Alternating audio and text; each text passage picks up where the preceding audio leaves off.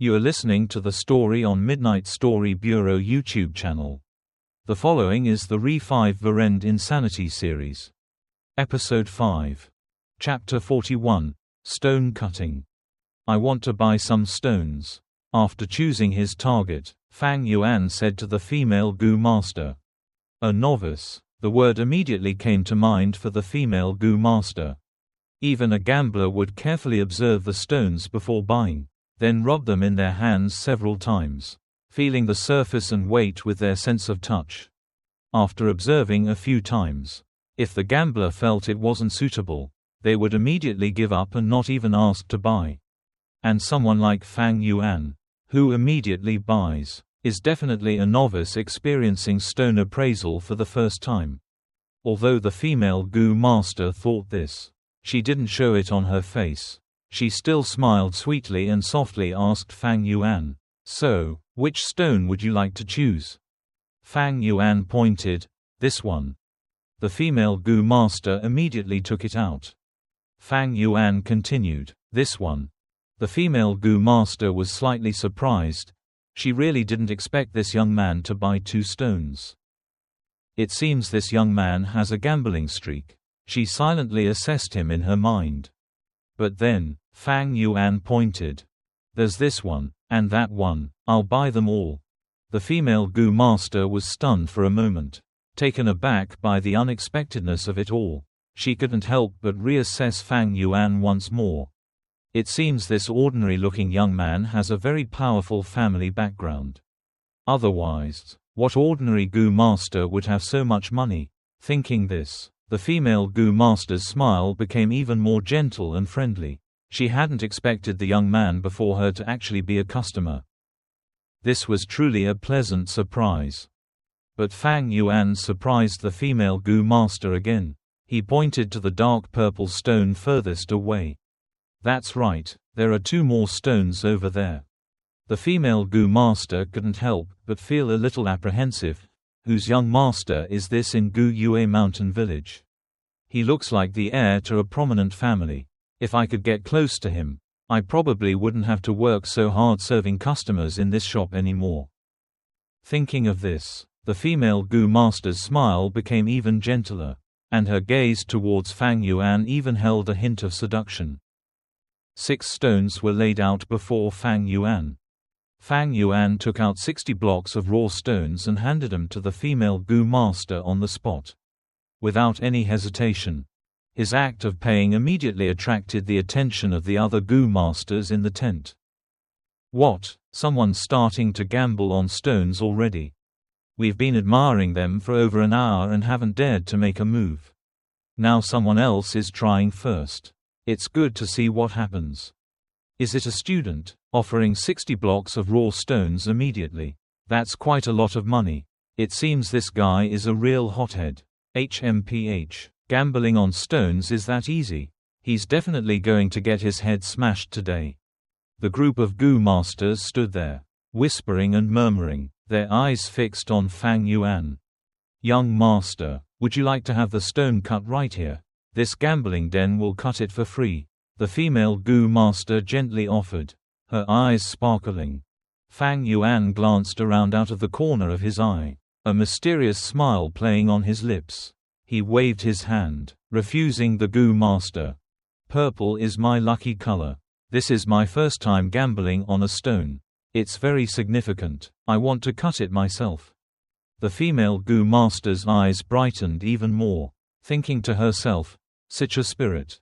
He's truly a wealthy young master." She would never have imagined that in Gu Yue Mountain Village, Fang Yuan was practically without family, like a drifting weed, without any support, having to rely on himself for everything. Damn it, is having money so great? I wonder whose money this good-for-nothing is, wasting his father's hard-earned money. This brat doesn't know his place. Who chooses stones based on their favorite color? HMPH. This kind of behavior is like throwing raw stones into water and watching them bubble. After deeming Fang Yuan a wasteful spendthrift, the Gu masters in the tent lost all interest. They hadn't expected much to begin with, and now they were even more disappointed. Some goo masters didn't even bother to look anymore, continuing to observe the fossils on the counter. The changes around him couldn't affect Fang Yuan at all. He showed no emotion on his face, silently channeling the true essence in his origin sea into the moonlight goo. Immediately afterward, the crescent moon mark in his right palm emitted a pale blue light like water. Fang Yuan used this right hand to pick up a purple stone, placing it in the center of his palm. Then, his 5 fingers closed, slowly wearing away the outer shell of the fossil. The blue light flickered continuously, rippling like water. The purple stone gradually shrank. A cloud of dust fell from between Fang Yuan's fingers onto the carpet. "Young master, you're truly skilled." The female goo master seized the opportunity and immediately praised him. "This young man isn't bad at all. He has real skill." The goo masters witnessing this scene all had complex expressions, their view of Fang Yuan slightly changing. Fang Yuan used a blue light to rub the surface of the stone, a sophisticated method of using the moonlight goo. Normally, goo masters need 2 or 3 years of experience using the moonlight goo to reach this level. Given Fang Yuan's age and status as a student, his ability to do this was rare. "Look, he's using the moonlight goo, a characteristic technique of our Goo Yue tribe." Several goo masters, noticing this, immediately felt proud and found Fang Yuan much more pleasing to the eye. But using this method to grind the stone is still a bit rough. Several experienced goo masters shook their heads. The dark purple stone grew smaller and smaller. At first, it was too small to hold in one hand, but after a while, it shrunk to the size of a fist and was enveloped in Fang Yuan's fingers. The blue light intensified, and the fossilized stone's size became like a bullet. In the end, it was just a pile of fine stone powder falling onto the floor. This was completely a solid stone, with no goo worms inside. "It's truly unreliable." The group of goo masters shook their heads repeatedly. "Young master, there are 5 more stones." The female goo master encouraged him kindly. Fang Yuan's expression remained calm, completely unaffected. He picked up the second purple stone and continued grinding it. However, this stone was still a solid stone, with no goo worms inside. The third stone was the same. Among the goo masters, some were growing impatient. "Stop looking. Choose the stones based on color. What's the point of betting anymore? If he manages to open the goo, I'll eat all the stone dust on the ground." Someone scoffed. "Young master, don't be discouraged. Aren't there still 3 stones left? You've only opened half of them." The female goo master gently encouraged Fang Yuan. Fang Yuan picked up the 4th stone, but when he ground it to the size of his palm, his movements suddenly stopped. "Oh, something's wrong. The stone's texture has changed. It's no longer dark purple but ink black. Could he really be a blind cat stumbling upon a dead mouse?" The surrounding goo masters suddenly exclaimed. "Young master, please be careful when cutting the stone next. Absolutely do not use too much force. The sleeping goo worms inside are extremely fragile. If you use too much force, you might accidentally kill the goo worms inside." The female goo master was also surprised that this situation actually happened. She was slightly startled, then hurriedly reminded him little by little. Fang Yuan's movements slowed down considerably. His fingers rubbed together, but only occasionally made a sound of falling, not continuously as before. Black stone powder flew down in a flurry, the stones becoming smaller and smaller, and Fang Yuan's movements became more leisurely and gentle. The stone powder on the floor piled higher and higher, and the ink-colored stone in Fang Yuan's hand was worn down. Alas, what a pity, it's just a stone within a stone. I was so excited, I thought there might be a goo worm. You people are too easily fooled. Is stone gambling really that simple? 9 out of 10 times there's no goo worm. Otherwise, how would the shop make money? Actually, young master, your luck isn't bad at all. To get a stone within a stone on your first try is something ordinary people can't do. The female Gu master changed her method of comforting Fang Yuan, while also preparing him mentally for the outcome. It was quite common for the stone to yield more or less than it actually did. In her eyes, Fang Yuan was simply acting on impulse, and the chances of him selecting an ancient fossil were extremely slim. Fang Yuan chuckled, not answering, and continued to take out the fifth stone. He meticulously polished it. This time, in just 10 breaths, the outer shell was worn away, revealing a rough, yellowish earthen sphere. Chapter 42. So, the neck was actually opened. Oh? Isn't it another rock within a rock? It seems so, but it's a bit strange. This yellow earth ball, encased in hard rock, should be compressed into a round shape. So why is the surface so rough?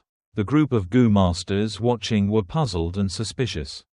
Looking at the yellow earth ball in his hand, Fang Yuan's expression didn't change, but his heart was anything but calm. He continued to grind it. The blue light like water, the mud turning into powder and falling down. Among the powder were many small lumps of earth that continuously fell onto the pile of rock dust beside his feet. Could it really be a Gu? Several Gu masters were surprised, their eyes widening. It's hard to say, some said uncertainly. I feel like there is. It seems like there really is. Someone whispered. The yellow earth ball was gradually ground down, its size almost the size of a palm. Suddenly, someone burst into the tent. Kid, slow down a bit. I, Gu Jin Sheng, will buy this earth sphere. Fang Yuan's movements stopped abruptly, and immediately, the eyes of all the Gu masters in the tent turned towards this person. He looked young, probably in his 20s or early 20s. He wore a yellow robe, a silk belt around his waist, and a square jade piece was embedded in the center of the belt. Horizontal lines formed a rare one character. Clearly, this was a first-rank Gu master. To be a first-rank Gu master at over 20 years old. His talent seemed unremarkable. However, this person's status was somewhat special. Seeing him, the Gu masters in the tent all bowed and said in unison, "Your subordinates greet the second young master." Second young master? ? This guy just introduced himself as Gu Jin Sheng. Could he be the half-brother of Gu Fu, the leader of the trading caravan? That means he must be the one who opened this stone gambling den. Now he's presumptuously interfering. It seems he's breaking the rules. The Gu masters whispered amongst themselves. That's right, I am the owner of this shop. You're so young, yet you're already gambling on stones. Aren't you afraid your family will scold you? I'm offering 40 spirit stones for the earth sphere in your hand. What do you think? 40 spirit stones isn't a small amount. And there might not even be any Gu worms inside. But today I'm in a good mood. And considering it's your first time gambling, I don't want you to lose all your capital. Consider it me letting you recoup some of your investment. Gu Jin Sheng quickly stepped in front of Fang Yuan and said, 40 primeval stones. Fang Yuan slightly raised his eyebrows, glanced at Gu Jin Sheng, and sneered. It seems you want to force the purchase of the fossils in my possession.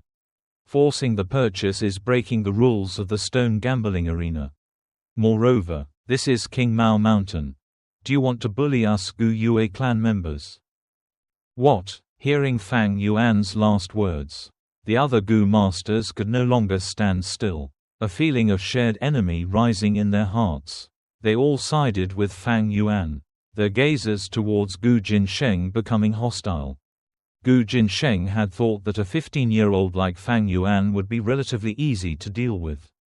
That a few flattering words would be enough to change his mind. Unexpectedly, Fang Yuan's methods were so sophisticated, a single casual remark had put him in a disadvantageous position. Seeing the group of Gu masters' overwhelming support, Gu Jin Sheng's expression immediately changed. He changed his tone, hastily waving his hand and saying, "Little brother, you've misunderstood. I'm the owner of the stone gambling arena. How could I possibly take down my signboard and break my own rules? Do you think I don't want to do business anymore? Ha ha ha. I just found your earthen sphere very interesting and wanted to buy it. If you don't want to sell it, forget it, but don't blame me for not warning you when there's no goo left." Fang Yuan ignored him. He turned around and continued to carefully stroke the earthen sphere in his hand. His movements were slow and meticulous. Usually, only after a while would a little powdery mud fall. As he moved, a sleeping goo worm gradually appeared before everyone's eyes. My God, there really is a goo worm.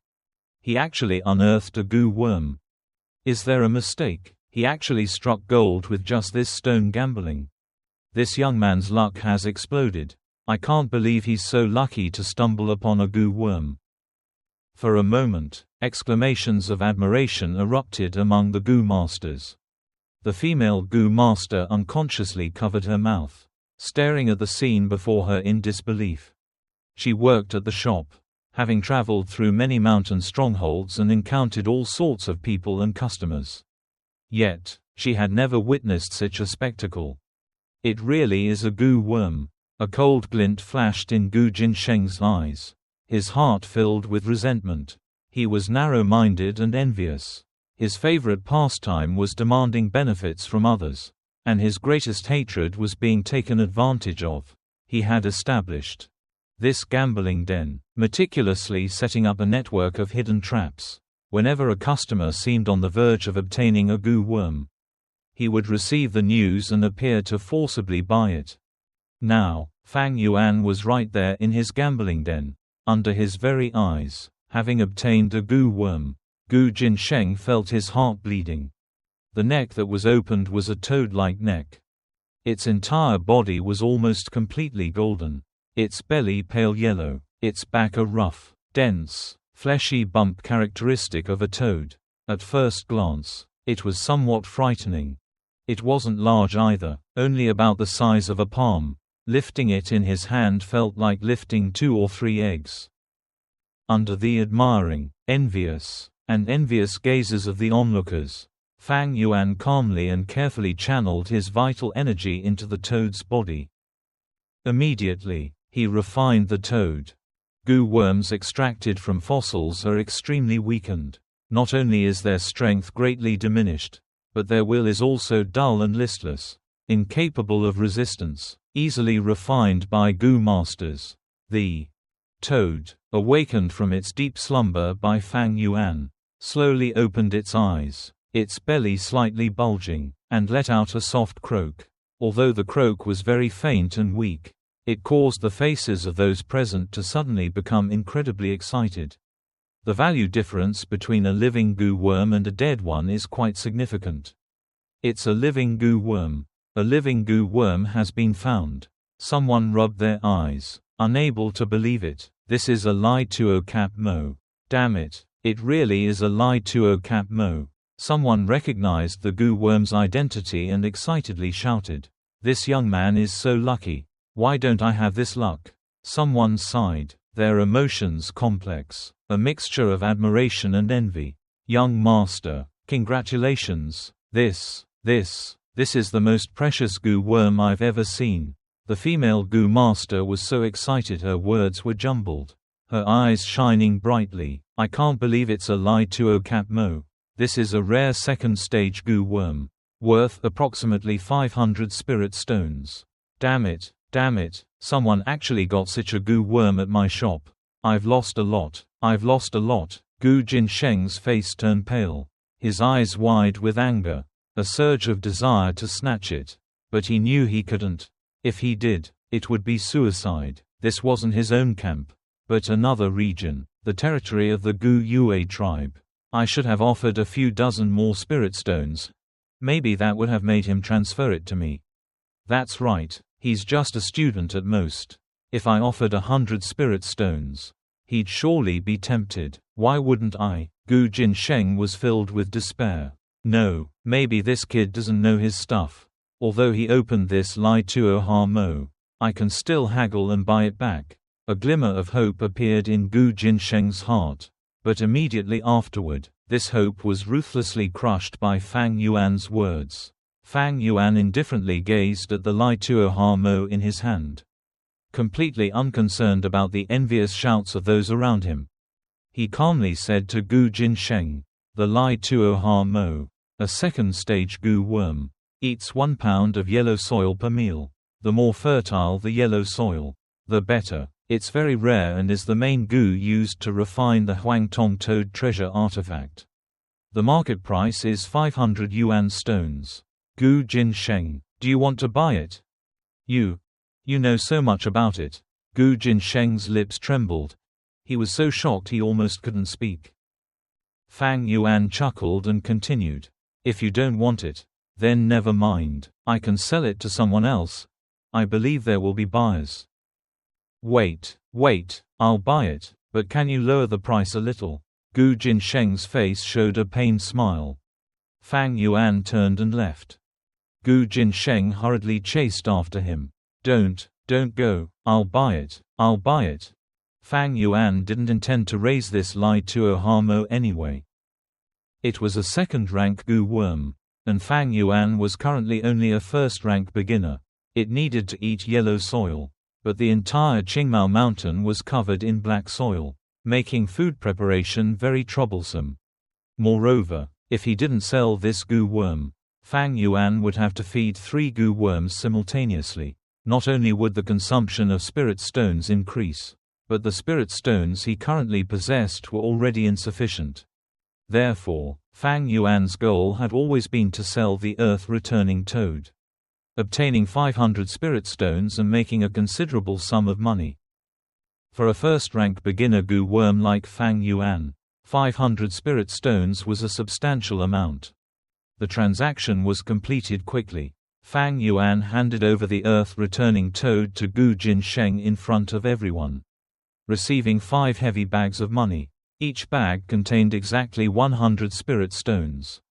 Fang Yuan's initial assets were 98 spirit stones, 60 of which were spent, leaving him with 38. Thus, his assets fluctuated several times in a short period. Now he had acquired 538 raw stones. Many Gu masters witnessed this scene firsthand. Their eyes filled with envy. Fang Yuan tucked the 5 money bags into his chest, picked up the last purple fossil, and leisurely walked out of the tent.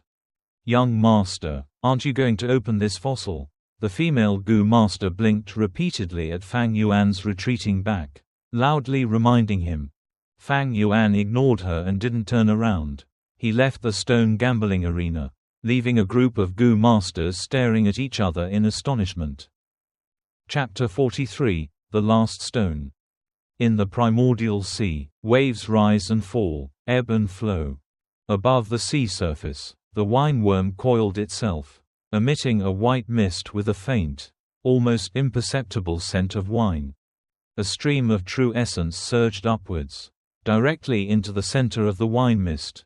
By the time it fell, it had reduced by half, its color deepening, transforming from the green of the initial stage to the azure of the intermediate stage.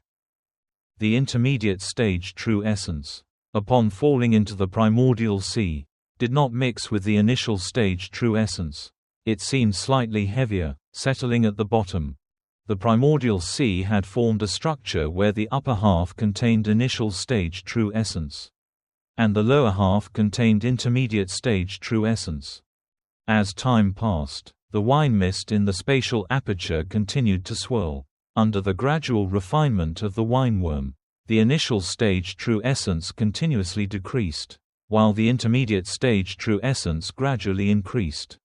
It could be seen that the water level of the intermediate stage true essence layer in the lower half was steadily rising, while the water level of the initial stage layer continuously decreased. Fang Yuan simultaneously refined his true essence and absorbed natural true essence from the surrounding primordial stones, rapidly replenishing the apertures in his body. Finally, the primordial sea within his apertures was refined into mid-grade true essence. Fortunately, I have mid-grade true essence, otherwise, I wouldn't have been able to continuously break stones 5 times at the stone gambling arena. Sitting cross-legged on his bed in the dormitory, Fang Yuan slowly opened his eyes. It was already late at night. After leaving the stone gambling arena, he didn't wander around other shops but went straight back to the academy. Although he was in the vicinity of Gu Yue Mountain Village, a first-stage Gu master carrying 538 primordial stones was still a lot. This wasn't just because the stones were heavy and inconvenient to carry, but also because they attracted covetous eyes, or rather, posed a life-threatening danger. If a high-stage, first-stage or even second-stage Gu master were to harbor malicious intentions, Fang Yuan, with his current abilities, would be powerless to stop them. Money is an external possession. To die for it is truly pitiful. Ironically, people often fail to realize this. The ship of profit carries as many people as it sinks. Fang Yuan's lips curled into a cold smile. He lowered his gaze to the grayish-white primordial stone in his hand. Each intact primordial stone was about the size of a duck egg. But the primordial stone in his hand, having absorbed half of his true essence, had noticeably shrunk. Fang Yuan felt no pain whatsoever. Everything has its gains and losses.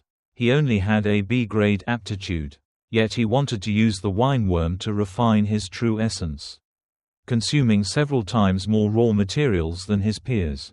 But because of this, he could overcome his lack of aptitude. If you consider his true cultivation progress, he could rank among the top 3. Fang Yuan put the raw materials back into his money pouch, then took out the last dark purple fossil. At the stone gambling arena, he bought a total of 6 stones, opened 5 on the spot, and brought 1 back with him. His eyes flashed, and he urged the moonlight Gu, his 5 fingers grinding and grinding, beginning to cut the stone. The purple fossil quickly shrank in the blue light waves, eventually wearing away, leaving only a pile of small stone dust beside the bed. Fang Yuan wasn't surprised. In this stone gambling business, it was a gamble of 10 to 9 losses. Even with his 500 years of experience, he could at most only manage a gamble of 10 to 8 losses. And of the 2 wins, that included both living and dead Gu. Dead Gu worms are basically worthless. Living Gu worms aren't necessarily rare or precious either. If he were to actually unearth a highly valuable living Gu worm, it could very well lead to a fatal disaster. Fang Yuan's current cultivation level is far too low. Only at the lowest level of Gu Master.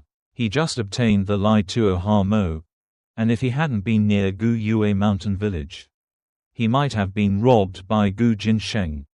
Gambling has never been a way to get rich. On the contrary, it mostly leads to ruin. That's not Fang Yuan's path to success. Although the last stone didn't yield a Gu worm, Fang Yuan wasn't disappointed. Instead, he looked at the stone powder on the ground and slowly smiled. That's right, his ultimate goal in entering the stone gambling arena was this pile of stone powder. As for the Lai Tuo Ha Mo, it was just a side matter. He would unearth the stone himself. Except for him, no one knew the true outcome. From now on, he could use the excuse that the wineworm was obtained from within this stone. This method was very clever. First, no one could determine what kind of Gu worm was sealed inside the fossil. Who would dare say that the wineworm couldn't be dormant inside the purple fossil? That would be completely impossible. Next, he had a group of witnesses. He had deciphered the Lai Tuo Ha Mo and left a deep impression on the Gu masters at the casino. Third, even if someone pursued him relentlessly, he could still blame it on luck. Luck is the most inexplicable thing. Even if someone suspected this was the wineworm of the Hua Ju practitioner, they couldn't refute this luck excuse. In the dark room, Fang Yuan's eyes were deep and profound. Constantly concealing things is like wrapping fire in paper. Eventually, the truth will come out. He had to deal with the hidden dangers emanating from the wineworm, and he had to take the initiative. This was Fang Yuan's style. Moreover, he had carefully considered that during his subsequent cultivation, he would also need to reveal the wineworm. A first-rank Gu worm like the wineworm is incredibly valuable to first-rank Gu masters. but it will be useless at the second rank. Therefore, revealing it would only attract attention from a few people, not affect the overall situation. It's not like the spring-autumn cicada. If the spring-autumn cicada were exposed, I might die without a burial place immediately afterward. 500 years of experience in dealing with people had long since allowed Fang Yuan to see through human hearts like the back of his hand. The treasures of the wine worm practitioner and the Lai Tuo toad. I've already acquired both valuable items from my memory. From now on, I can only rely on myself, cultivating step by step.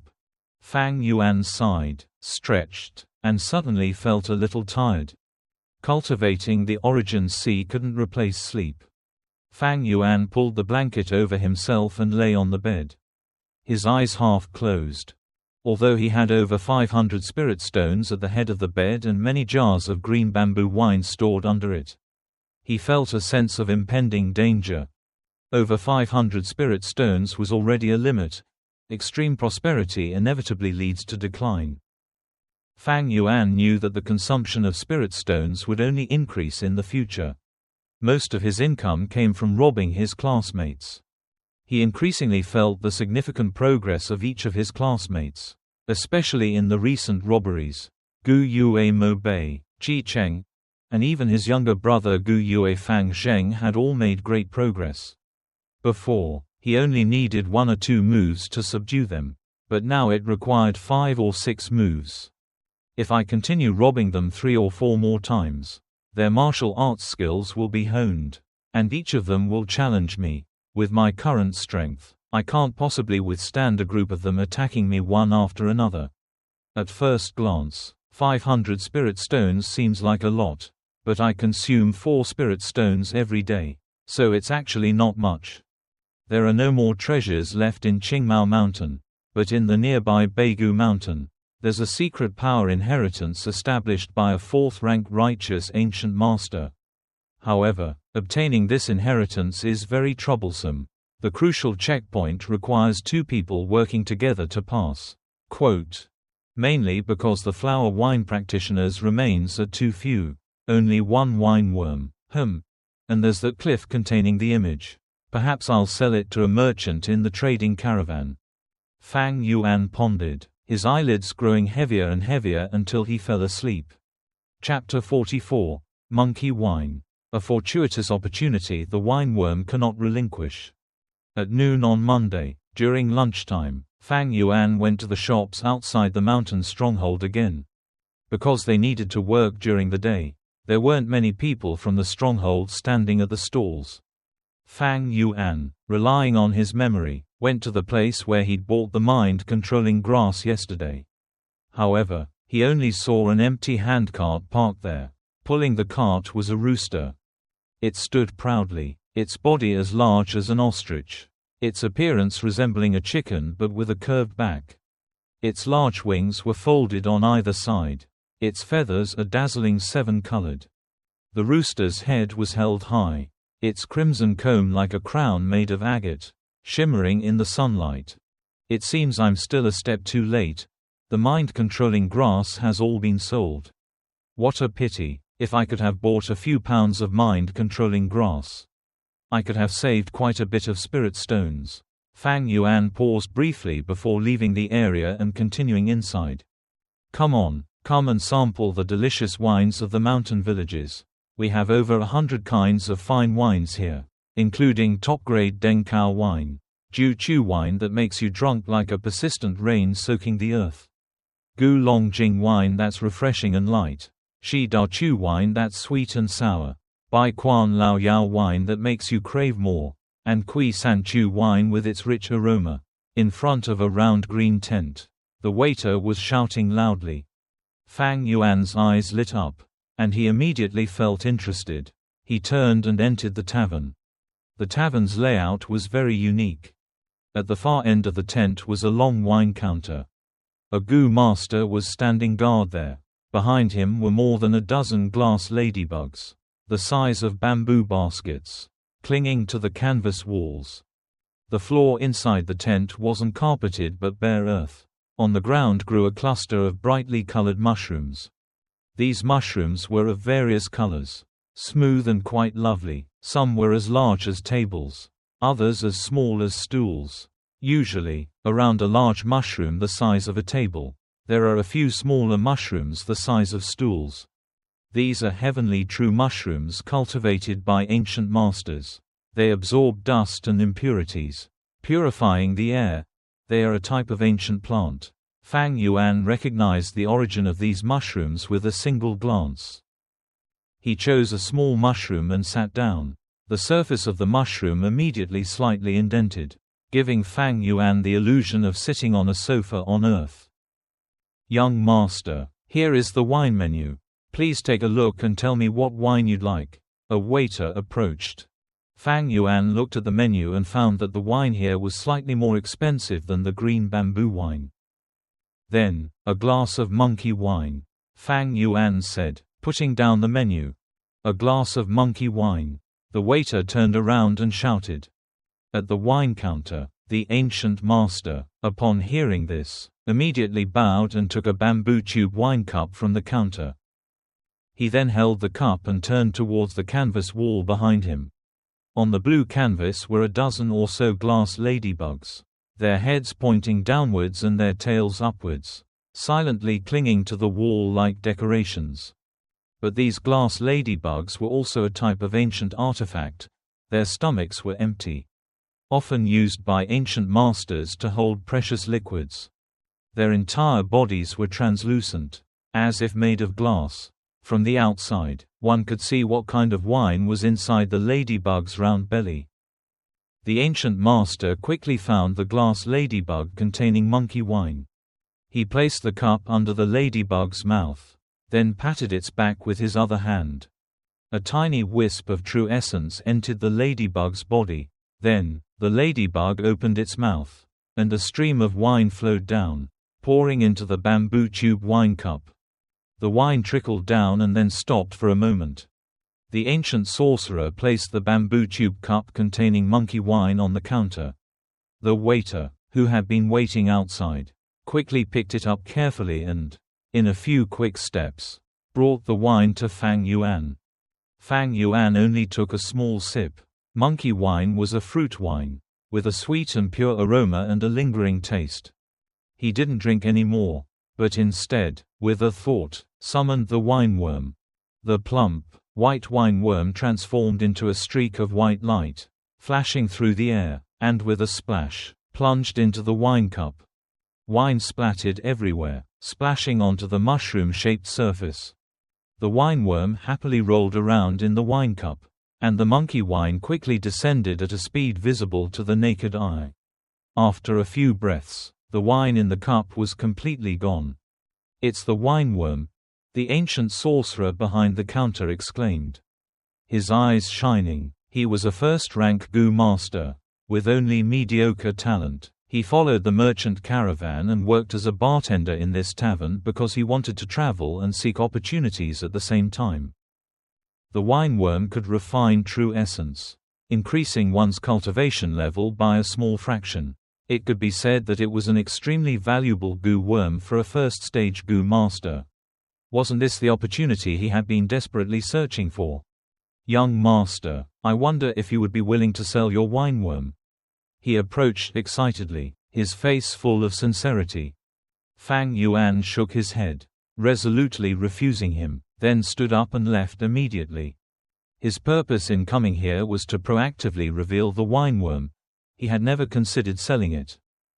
Young master, please stop. I am very sincere. Perhaps we could sit down and discuss this slowly." The Gu master chased after Fang Yuan all the way to the tent door. But Fang Yuan didn't respond. Finally, he could only stand there, watching with immense regret as Fang Yuan's figure turned the corner and disappeared from sight. Time passed quickly, the sun gradually set, and the crescent moon rose. In the night, the moonlight was like splashing water, but it was evaporated by the dazzling lights of countless shops. Tonight, the shops were still bustling with people, thriving with business. Fang Yuan was jostled along by the crowd, and various conversations inevitably reached his ears. The shops are open for 3 days and 3 nights. Tonight is the evening of the second day, and the merchant caravan will set off again the day after tomorrow. So if we want to buy something, we have to hurry. Yesterday I liked a golden bell goo, but it was too expensive. I haggled with the owner for half a day, but I couldn't get the price down much. I'll go check it out again tonight. Have you heard anything? Just last night, a young man opened a Li-2O toad in the stone gambling arena and swallowed 500 spirit stones. Fang Yuan listened carefully, feeling a little disappointed. He hadn't heard any news related to the wineworm. The wineworm is only a first-rank goo worm. It's important to first-rank goo masters, but it can no longer refine true essence for second-rank or third-rank goo masters. Therefore, it's normal that no one pays attention to it. However, actively revealing the wineworm shouldn't be done hastily. Showing off too much will expose us. Fang Yuan thought to himself as he walked. Just then, the crowd ahead suddenly became agitated. Immediately afterward, Fang Yuan heard someone shout, "Come and see." Unexpectedly, there's a deceitful shop selling fake goo to our clansmen. Someone in the crowd immediately became furious. What? Something like that happened? Let's go see which shop dares to cheat our clansmen. Fang Yuan followed the crowd. He saw a group of people crowded around the entrance of a dark red tent. Some were curious to see what was happening. Others stood with their arms crossed, watching indifferently, but most of them seemed somewhat angry. 2 people were standing at the entrance of the tent. One was a young second-rank goo master, clearly a member of the Gu Yue clan judging by his attire. The other was an acquaintance, the owner of the stone gambling shop, Gu Jin Sheng. The young goo master held a shiny black goo worm in his hand, raising it high and shouting to those around him, "Clan members. The man before me sold me a fake goo worm yesterday. He deceived me, claiming it was a black silkworm goo and selling it to me for 250 spirit stones. Unexpectedly, that night, when I bought it to refine, I discovered it was nothing but a common, fat, stinking worm." Gu Jinsheng sneered repeatedly, "Don't slander me. When did I say this goo worm was a black silkworm goo? What evidence do you have?" Seeing Gu Jinsheng vehemently deny it, the young goo master became enraged. Grabbing Gu Jinsheng's arm, "You treacherous merchant. You dare deny it. You dare deceive me right here on King Mao Mountain. Do you want to die? Let go of me." Gu Jinsheng also became furious, flicking his sleeve and pushing the young goo master away. "If you want to cause trouble and swindle money, you should know who's who. I'm not afraid of you. My brother is Gu Fu, a 4th-rank goo master. What can you do to me?" "You," the young goo master glared, but didn't dare to attack. The name of a 4th-rank goo master had intimidated him. PFFT, Gu Jinsheng spat on the ground. He raised his head and looked at the young goo master, sneering, "It's your own fault for being greedy for small gains. Think about it yourself. The black silk goo can fundamentally increase a goo master's strength. It's a first-rank goo worm, so precious that its market price is even higher than the wineworm, usually selling for 600 spirit stones. Do you think 250 spirit stones can buy a black silk goo? You're dreaming." "Damn it." The young goo master gritted his teeth. His face flushed red, his whole body trembling with anger at being humiliated. The crowd murmured and chatted excitedly, but no one dared to step forward. The name of a 4th-rank goo master like Gu Fu was like an invisible mountain suppressing everyone. "This kid is so unpleasant. A real scoundrel. No wonder he dared to be so arrogant on Qingmao Mountain. It turns out he's Gu Fu's younger brother. I heard they're half-brothers. He only has 1st-rank cultivation himself, but he relies on this relationship to cause trouble in the trading caravan." What's going on? Just then, a powerful voice rang out. "Gu Fu has arrived. The leader has come to settle a dispute. Everyone make way." The chatter immediately stopped. The crowd quickly dispersed, creating a narrow passageway. A short, Stout, middle-aged Gu master entered through the narrow passageway. He wore a long-sleeved yellow robe. He was indeed the leader of the trading caravan. Gu Fu. Lord Gu Fu, greetings. Even though the young master was still angry, he didn't dare do anything, only trying to restrain himself and proactively bowing respectfully to the old master. Meanwhile, Gu Jinsheng remained standing still, as if he hadn't expected his brother to arrive. His face suddenly turned pale, and anger flashed in his eyes. This subtle change didn't escape Fang Yuan's notice, who had been silently observing, and several thoughts immediately formed in his mind. Chapter 45. Seeing Through Hearts. Unknowingly trapped in a jar. Greetings, young Gu master. Is there a problem? Gu Fu walked to the center of the crowd and asked with a gentle expression. The young Gu master, somewhat intimidated by the favor shown to him, bowed again. He glanced at the surrounding clan members, then mustered the courage to speak frankly about everything. So that's what happened. Gu Fu nodded after hearing this. He then asked Gu Jinsheng, who was standing beside him, "Brother, is that how it happened?" Gu Jinsheng turned his head away, snorted coldly, and refused to look at him. Gu Fu pondered. The surrounding crowd was quiet, not daring to disturb his thoughts, all waiting for his judgment. This matter, frankly speaking, was Gu Jinsheng's fraudulent business. But this young Gu master was also at fault. If greed hadn't clouded his judgment, how could he have fallen for it? If Gu Fu insisted on protecting his younger brother, with his 4th rank cultivation, even the clan leader Gu Yue couldn't do anything. Gu Fu pondered for a long time. Finally speaking, "I understand this matter clearly. This is entirely my brother's fault, causing this young man to suffer losses and buy counterfeit goods. I am truly sorry." After saying this, he clasped his hands in a respectful bow to the young Gu master. Quote, "Lord Gu Fu." The young Gu master was very surprised and hurriedly said humbly, "You are a 4th rank Gu master. I am at most a 2nd rank Gu master. Please don't do this. Please don't do this." Gu Fu waved his hand. "Ha. This has nothing to do with Gu master cultivation. I have always judged the matter, not the person. Wrong is wrong. I apologize to the young man on behalf of the trading team. As for compensation, let's do this." The young man lost 250 spirit stones. "And I, on behalf of the Gu family, will compensate him double." True to his word, his attendants immediately produced 5 bags of money and handed them to the young Gu master in front of everyone. Each bag was bulging, each containing 100 spirit stones. The young Gu master, upon receiving the money, was instantly speechless with excitement. "But, young brother, I also advise you," Gu Fu said kindly, "the black thorn Gu is extremely precious and can fundamentally increase a Gu master's strength. Although this type of Gu is only a 1st-grade Gu, it's very difficult to find on the market. Usually, as soon as it appears, it's immediately bought up. The price is around 600 spirit stones. Trying to buy a black thorn Gu for 200 spirit stones is completely unrealistic." "I understand." The young Gu master was completely convinced and bowed to Gu Fu. Cheers erupted from the crowd.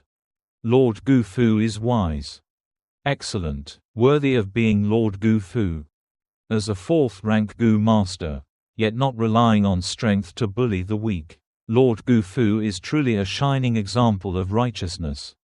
Not at all, not at all. Gu Fu smiled, clasped his hands to everyone around him, and humbly said, "Our Gu family conducts business with integrity as our foundation, never looking down on the elderly or young. My esteemed elders and fellow villagers, this younger brother of mine is just young and ignorant, fond of teasing others, but in truth, he is still very kind-hearted. I hope everyone can be forgiving. Very forgiving." The cheers around him grew even more enthusiastic. HMPH. Gu Jinsheng's face turned pale. He stomped his foot resentfully, and turned to walk straight into the tent. Then he walked through the tent and out from the back. Fang Yuan calmly watched this scene, inwardly confirming, "It seems the cliff left by the Hua Ju practitioner can be sold now." The Wine Immortal used the ancient mirror of remaining shadows to record the farce of the fourth-generation chieftain of the ancient Moon tribe. Before his death, filled with resentment, he used this ancient mirror of remaining shadows to project onto the cliff face, creating the image-filled cliff face as it is now. The image on the cliff face constantly recurs, allowing people to see the truest scene at that time.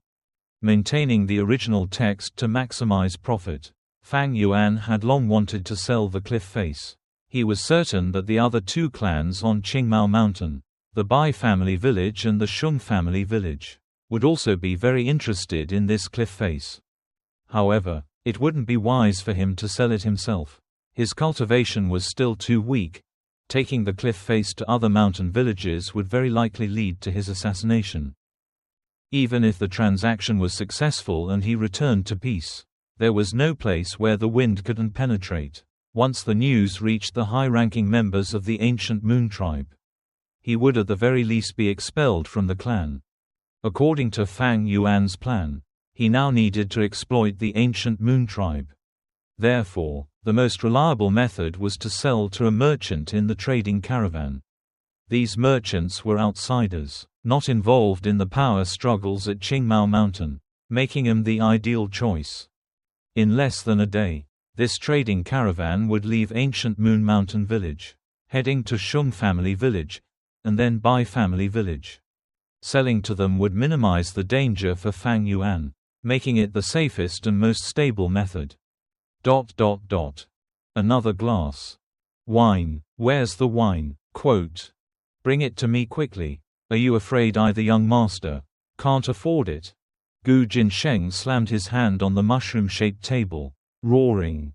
Young Master Gu, here's your wine. The waiter hurriedly brought the wine. Gu Jinsheng grabbed the bamboo wine glass, tilted his head back, and drained it in one gulp. Delicious wine. He laughed loudly, his voice mournful and hoarse. With a loud crash, he slammed his wineglass on the table and roared, "Bring me another glass." "No, bring as many as you can." Of course, the waiter didn't dare offend him and had to comply. Fortunately, the tavern was already packed with people, not only on the tables but also in the surrounding corridors. Gu Jinsheng was in a frenzy, shouting and yelling, but amidst the noisy crowd inside the tent, his cries weren't too noticeable. Gu Jinsheng drank glass after glass. He turned his back to everyone, so no one noticed that as he drank, tears streamed down his face. Who knew his suffering? Who knew his sorrow? The most pitiable person always has something to be angry about, and vice versa. Everyone has a story behind them. Among his brothers, he was the youngest, the most handsome, and the most like his father. Therefore, he received his father's doting affection. Yet, fate played a cruel trick on him, leaving him with only mediocre talent. From childhood to adulthood, he lived under the oppression and humiliation of his older brothers. He was unwilling to accept this. He wanted to rebel, but due to his limited abilities, he couldn't. His father, feeling he didn't have long to live, wanted to divide the family fortune, so he assigned the brothers, 2 of them each, to lead a trading caravan, promising to divide the inheritance based on their achievements. Gu Jinsheng wanted to use his own methods to obtain the family fortune and recognition. Unexpectedly, he once again became a stepping stone for his older brother, Gu Fu. The moment Gu Fu appeared, he knew he had fallen into a trap. This was a conspiracy from beginning to end. But what could he do?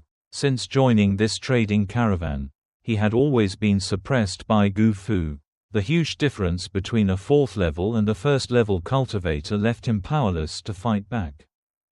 Gu Fu, he gritted his teeth, calling out the name, his eyes burning with hatred.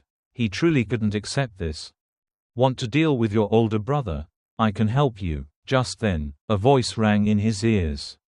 Gu Jinsheng was startled and turned his head, realizing that another person had appeared beside him without him noticing. He shook his head a few times, blinked, and finally saw clearly who it was. It was none other than Fang Yuan. "It's you," he glared at Fang Yuan, slightly angry. "I remember you, you lucky brat. You actually managed to open a Li-2O toad right in my gambling den. Are you still trying to mock me?" Fang Yuan looked at Gu Jinsheng, his eyes cold. "I have a big business deal. If you want to get a better deal and a larger share of the inheritance, then listen to me." Gu Jinsheng's face immediately showed suspicion. He straightened his back and sat up. "How do you know about the inheritance?" This matter was kept secret. Something outsiders couldn't possibly know. Yet Fang Yuan could blurt it out like that. These terrible things about the Gu family's village aren't exactly secrets. How could they possibly fool those with ulterior motives? Fang Yuan chuckled coldly, involuntarily recalling events from his past life. After the head of the Gu family died, he left behind an enormous fortune. The Gu brothers, Gu Fu and Gu Gui, fought fiercely over the inheritance. The internal conflict escalated to the outside world, leading to a large-scale Gu fighting tournament. Ultimately, both sides perished. The once prosperous Gu family quickly declined, leaving people deeply saddened. Gu Jinsheng narrowed his eyes, refusing to comment on Fang Yuan's explanation. He silently thought, last year, his father announced the rules for dividing the inheritance. It's been 2 years now. There's no wall in this world that wind can't penetrate, so it's not surprising that this matter has leaked out. What truly worried him was whether this was another trap set by Gu Fu. But regardless, listening wouldn't hurt. Fang Yuan didn't speak immediately. He continued to look around. This was the same tavern he had visited at noon. The tavern owner had a unique business model, with business almost booming in the evenings. The entire place noisy and crowded. Talking here was safer than in a quiet place, avoiding the possibility of some Gu insects eavesdropping.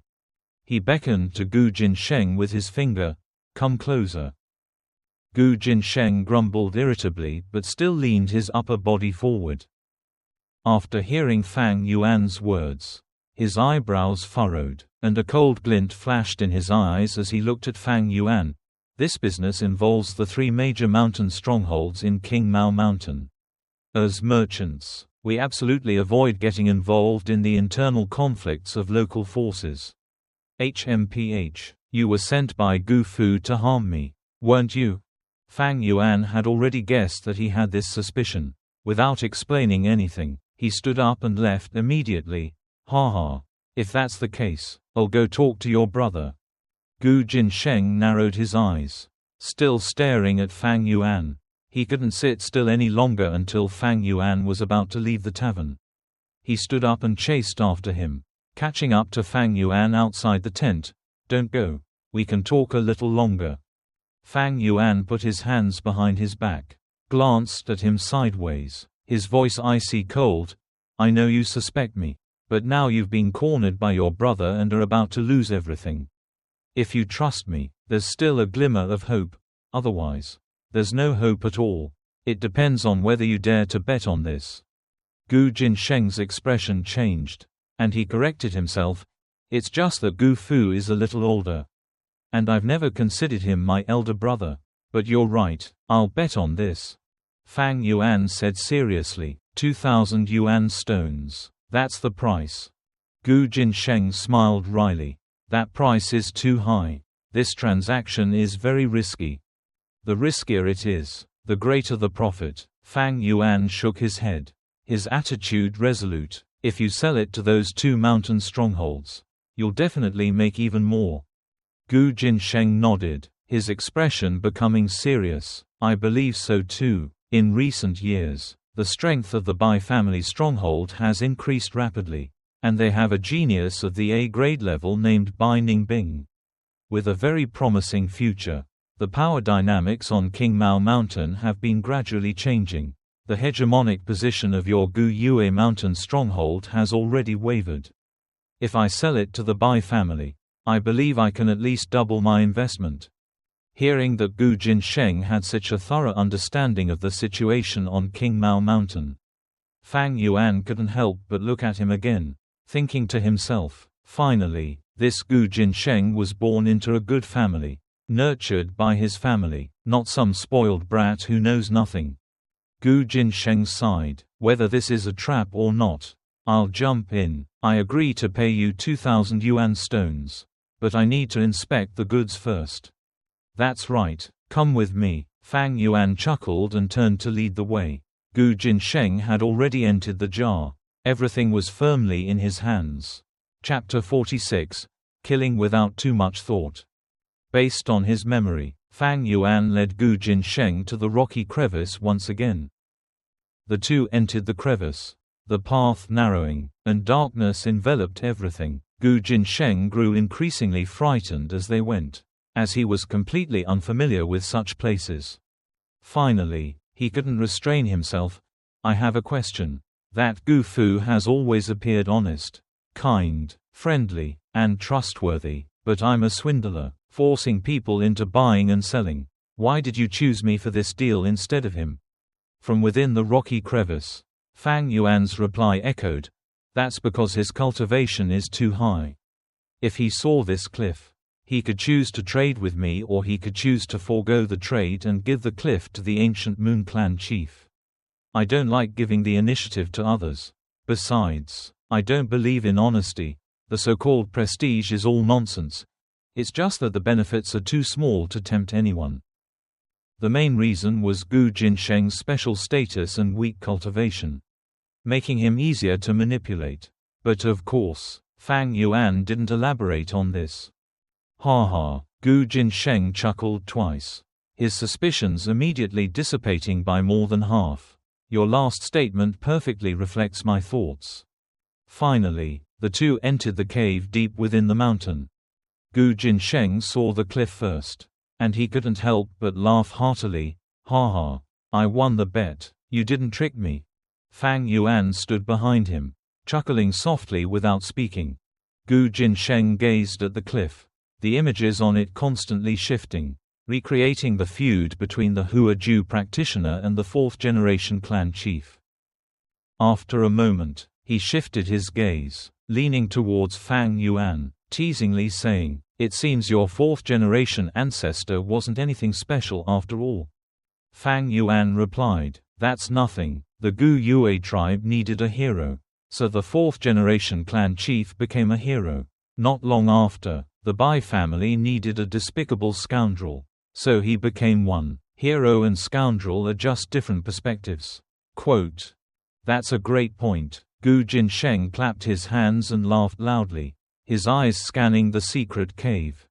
His gaze settled on the skeleton of the Hua Ju practitioner, and he said, what a pity for a fifth-rank expert. Little brother, you must have extracted quite a few good things from him, right? The legacy of a 5-story Gu master is certainly no joke. Thinking of this, Gu Jinsheng couldn't help but feel intrigued and couldn't resist probing Fang Yuan. Fang Yuan shook his head. So much time has passed. Many Gu have died. I only have one wine worm left. Gu Jinsheng didn't believe him. Brother, don't try to fool me. If this deal goes through, we'll all be accomplices, and I won't reveal anything. Tell me the truth. How many good things will we get? Fang Yuan sneered, too lazy to answer him, and didn't explain further. Fang Yuan had already anticipated Gu Jinsheng's reaction. This was also the reason he chose Gu Jinsheng instead of Gu Fu. Gu Jinsheng continued to talk to himself, leaving aside other things. I know that Hua Ju, the practitioner, has a famous 1,000-mile earth wolf spider. This is a 5-rank Gu worm mount, with a huge body, very good at burrowing and burrowing underground. Hua Ju, a practitioner of the demonic path, was able to roam freely thanks to this 1,000-mile earth wolf spider. It helped him escape the encirclement of righteous cultivators many times. Really? Is that true? Fang Yuan frowned slightly. He had indeed never heard much about the flower wine practitioner. Gu Jinsheng said proudly, last year, I went to your mountain stronghold, and after hearing this story, I found it very interesting, so I deliberately went home to inquire a little. The 1,000-mile earth wolf spider and the flower wine practitioner are almost inseparable. In my opinion, the cave in the mountain was opened by the 1,000-mile earth wolf spider. Otherwise, how could such a cave naturally form in King Mao Mountain, which is all thick, heavy black clay? Little brother, don't hide it anymore. The flower wine practitioner died here, and he must have his 1,000-mile earth wolf spider. Fang Yuan's brows furrowed even tighter. He vaguely felt an unsettling sensation. With a calm gaze, he said, "That's right, there are no other exits from this place. And the 1,000-mile earth wolf spider is enormous. If it had entered through the crevice we just went in, it would be impossible, but it's also possible that this 1,000-mile earth wolf spider was killed by the 4th-generation clan leader beforehand. Look at the image on the cliff. Even during the intense battle, the flower wine practitioner didn't summon the 1,000-mile earth wolf spider. That makes it even stranger. This cave couldn't have formed naturally. It must have been temporarily opened by the flower wine practitioner. Without the 1,000-mile earth wolf spider, does he have other tricks up his sleeve?" Gu Jinsheng looked at Fang Yuan with extreme suspicion. Fang Yuan's eyebrows furrowed, and he felt increasingly uneasy. The information he had just received from Gu Jinsheng made him vaguely realize that he seemed to have missed some crucial clue. He couldn't help but fall into deep thought. Gu Jinsheng was also deep in thought. The cliff containing the image no longer satisfied his desires. After he became certain that this was true, he desperately wanted to dig out the flower wine practitioner's treasure from Fang Yuan's person. Neither of them expected that, at this very moment, something unexpected would suddenly happen.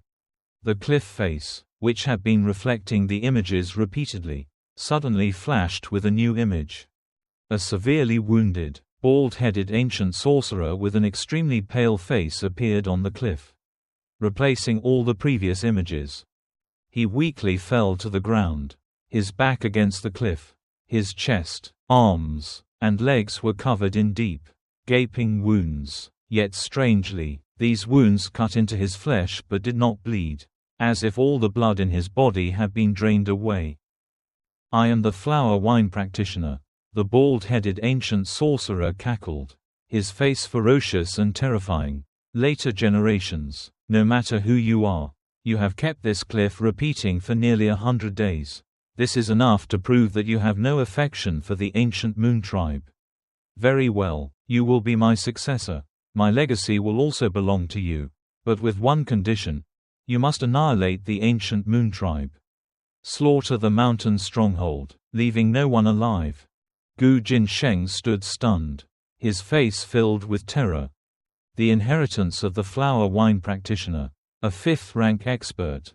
He was so frightened that he was speechless, his head buzzing, his thoughts chaotic. My God, a 5th-rank expert, what kind of concept is that?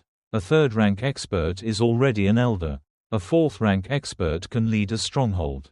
And a 5th-rank ancient sorcerer is a mountain lord, capable of dominating a mountain and wreaking havoc. I never imagined that in this small place there would be the inheritance of a 5th-rank ancient sorcerer. Wait a minute, Hua Ju, the practitioner of the demonic path. Would it be all right if I inherited his power? No, power has nothing to do with good or evil, right or wrong. Hua Ju wanted his successor to massacre the Gu Yue tribe. Should I just obey? He's dead, I just need to inherit his legacy and ignore all of this. Quote, "This is also a great opportunity. Although I only have mediocre talent, I've inherited Hua Ju's legacy. Maybe I can change my talent. Maybe rare Gu insects that can increase talent are also in this legacy. By inheriting this wealth and becoming a 4th or 5th rank Gu master, I can fight against Gu Fu. Wait a minute, I almost forgot. There's an outsider. What should I do? Should I divide this inheritance equally with him? No, kill him. Only by killing him can I keep this secret. Yes, I'll calm him down first. Say we'll divide the inheritance equally to deceive him, making him lose his guard. Then I'll unexpectedly kill him right here. This place is so secluded. No one will know." Although he pondered so much, the time was fleeting. After making his decision, Gu Jinsheng narrowed his eyes, a fake smile appearing on his face. He slowly turned to face Fang Yuan, about to speak when he saw two azure crescent blades shoot straight towards him. His eyes widened in shock. The distance was too short. He couldn't react in time. His voice trailed off. The crescent blades struck his neck precisely. In an instant, his head flew off, blood gushing out like a fountain. After a second or two, his body fell to the ground with a thud. Hot blood splattered against the cliff, staining a patch of withered vines red. Killing is killing. Why think so much? Fang Yuan glanced indifferently at the corpse on the ground, then shifted his gaze to the cliff. I didn't expect such a turn of events. How interesting, he muttered to himself, a glint of light flashing in his deep eyes. Chapter 47, Gu Jinsheng. Actually, I don't want to kill you. The rain poured down. Dark clouds covered the sky, the distant mountain range stretching endlessly, all dissolving into streaks of black ink. The curtain of rain seemed to weave heaven and earth into one. Crack! Suddenly, a flash of lightning, like a silver snake, pierced the air and then suddenly disappeared. Summer was approaching, yet this heavy spring rain seemed to carry a hint of summer's impatience. On Qingmao Mountain, a vast area of verdant bamboo stood tall against the wind and rain. Its stalks straight as spears, their tips pointing towards the sky. In Gu Yue Mountain Village, countless stilt houses huddled together, submerged in the rain, enduring the cleansing effect. Outside the village, the merchant caravan had set off once again. Heavy rain. Watch the road. Don't fall behind. Gu masters, be careful with the Gu insects, especially those fat worms. Don't let them get stuck on the mountain road again. You mortal martial artists, do your best to guard the goods well. If even one item is lost, I'll settle the score with you. Shouts echoed continuously throughout the caravan. After stopping at Gu Yue Mountain Village for 3 days, the caravan departed. They followed the mountain path to their next destination. Heavy rain washed over the land. The cobblestone roads around the village were manageable. But beyond 500 meters, the paths were narrow and muddy. At this moment, the proud rooster hung its head, its beautiful feathers soaked and matted together by the rain, looking exactly like a chicken dipped in water. The plump, hard-shelled caterpillar wriggled its fat body, moving forward very slowly. Rainwater struck its black shell, creating streams of water that flowed down to the ground from both sides. The giant mountain spider with its shaggy fur was also wet, its black and green hairs matted together. In contrast, the toads croaked joyfully, hopping forward with the goods and the ancient masters. The winged snakes, meanwhile, folded their wings, their bodies happily slithering like shuttles through the mud. At this moment, to protect the goods from the rain, each ancient master displayed their divine powers. Ancient masters stood on the giant, fat worms. They raised their hands, and about an inch above their palms, a 1-chi golden light worm floated in the air. Bronze-colored true essence rose like steam, pouring into the worm's body. The worm's body glowed like a golden bean, and with the bean as its center, a huge, pale yellow energy cage expanded. The hemispherical cage covered a considerable area, completely enveloping a hard-shelled worm with plenty of space left over. When rain fell on the cage, it was deflected, like falling on an umbrella. However, the first-rank Gu masters couldn't withstand the drain on their true essence to sustain this 1-chi golden light Gu for an extended period. Sure enough, after a short while, one Gu master exclaimed, "It's no use, my true essence is almost depleted. Who will replace me?" "I will." Almost immediately, another Gu master rushed forward, taking the place of the previous one. Some Gu masters pulling handcarts or controlling giant mountain spiders urged the green silk Gu within their bodies. Under the power of the green silk Gu, the Gu master's hair began to grow longer. A normal person's hair has at least 100,000 strands. Each of these 100,000 strands was 5 or 6 feet long. They intertwined, covering the Goo Master's body and the mount below, forming a temporary, waterproof cloak of black hair. The green silk goo is a first-rank goo, often used by Goo Masters for defense. Using it only requires consuming 3/10 of their bronze true essence. Unlike the 1-chi golden light goo, which requires sustained true essence. If the green silk goo is refined together with the first stage black silk goo, it will upgrade to the second stage black sect goo. When the black sect goo is activated, not only the hair but also the entire body's downy hair can become both black and coarse. In just a few breaths, it will grow on the Goo Master's body, forming a black armor. If the black sect goo continues to upgrade, it can become the renowned steel sect goo among the third stage goo insects. Besides the 1-chi golden light goo and the green silk goo, many Goo Masters in the trading caravan chose the waterboat goo. These Goo Masters are covered in a thin, pale blue film of water. Water constantly moves around this film. Rain falls and immediately merges with it. As the Goo Master continuously endures the rain, this water film thickens. Every so often, the Goo Master must activate the waterboat goo to remove the excess water. At this point, the water film will thin out again to its original thickness. Meanwhile, the ordinary martial artists were trudging back and forth on the muddy road, guarding their goods. Most of them wore raincoats, but their waterproofing was very limited. They were all soaked. This cursed weather, the martial artists cursed inwardly. The rain made the mountain road even more difficult to navigate.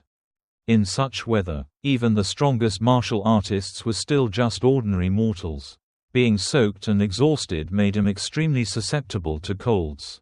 A minor illness might be mild, but they could suffer lasting consequences, or even be abandoned by the sorcerers along the way if their condition worsened. If they encountered landslides, wild beasts, or sorcerer attacks, they could lose their lives instantly. Although the trading caravan was enormous and included many sorcerers, each trading trip would significantly reduce their numbers. Ordinary martial artists suffered the most casualties, and even sorcerers would experience losses. If the merchant caravan were unlucky enough to encounter a large pack of beasts, everyone could perish. In fact, besides natural disasters, there were also man-made calamities. The mountain strongholds along the way might not welcome the caravan. Some even preferred to marry outsiders. Let's go. See you next year. Several ancient sorcerers sitting on their ancient insects leaned towards the Gu Yue mountain stronghold, waving goodbye. Outside the stronghold gate, many people gathered to watch the caravan leave. You must come again next year. The children continued to shout. The adults had much more complex expressions. The future is unpredictable. The world is harsh. I wonder how many familiar faces will be able to come to the stronghold next year. Whether it's trading or living in the stronghold, it's not easy. As the caravan moved further and further away, the crowd gradually dispersed. The lively and bustling atmosphere of the market also vanished without a trace. Where the street vendors and tents had once stood, only a messy area remained. The grass, trampled by the incessant crowds, was mingled with the soil. Rainwater poured down, instantly turning it into mud, creating countless murky puddles. There was also plenty of scattered rubbish.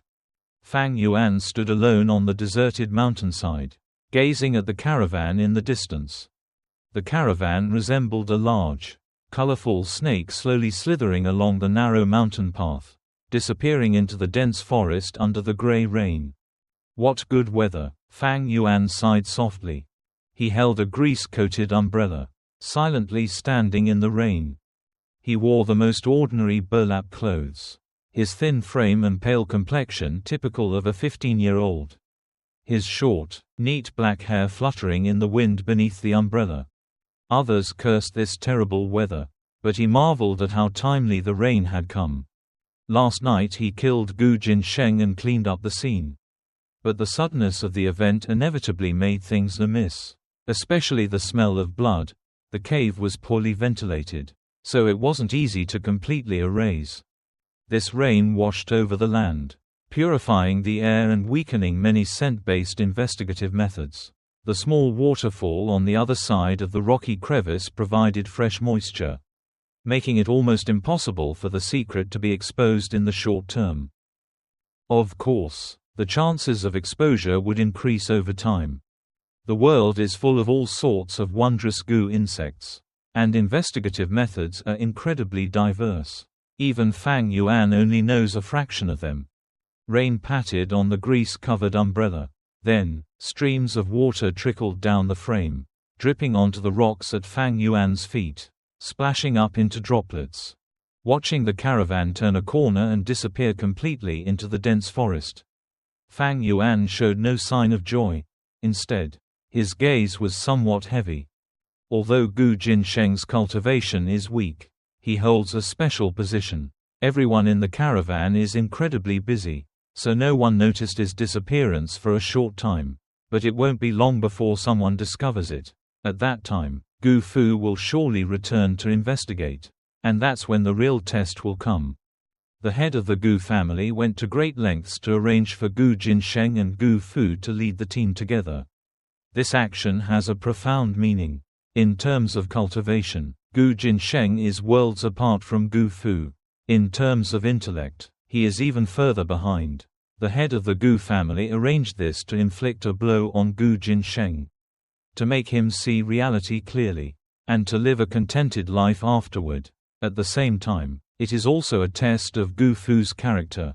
If he goes too far, even tolerating his own brother, how can he be entrusted with the position of clan head of the Gu family? Quote, Gu Jinsheng has never truly understood his father's painstaking efforts. Although he has some talent, it's only superficial. What a pity, what a waste of such a good pawn. Fang Yuan secretly sighed. Based on his 500 years of experience, he had long since seen through the surface and recognized the underlying nature of this matter. During last night's dispute, he saw through the complex relationship between Gu Jinsheng and Gu Fu. At that moment, a vague plan formed in his mind. In this plan, Gu Jinsheng was a very suitable pawn. His cultivation was weak, his status was very high, and although somewhat cunning, he lacked experience, making him completely controllable. Once he had this pawn in his grasp, he would be very useful. Firstly, he could use him to establish a network for disposing of stolen goods, preparing for future murders and robberies.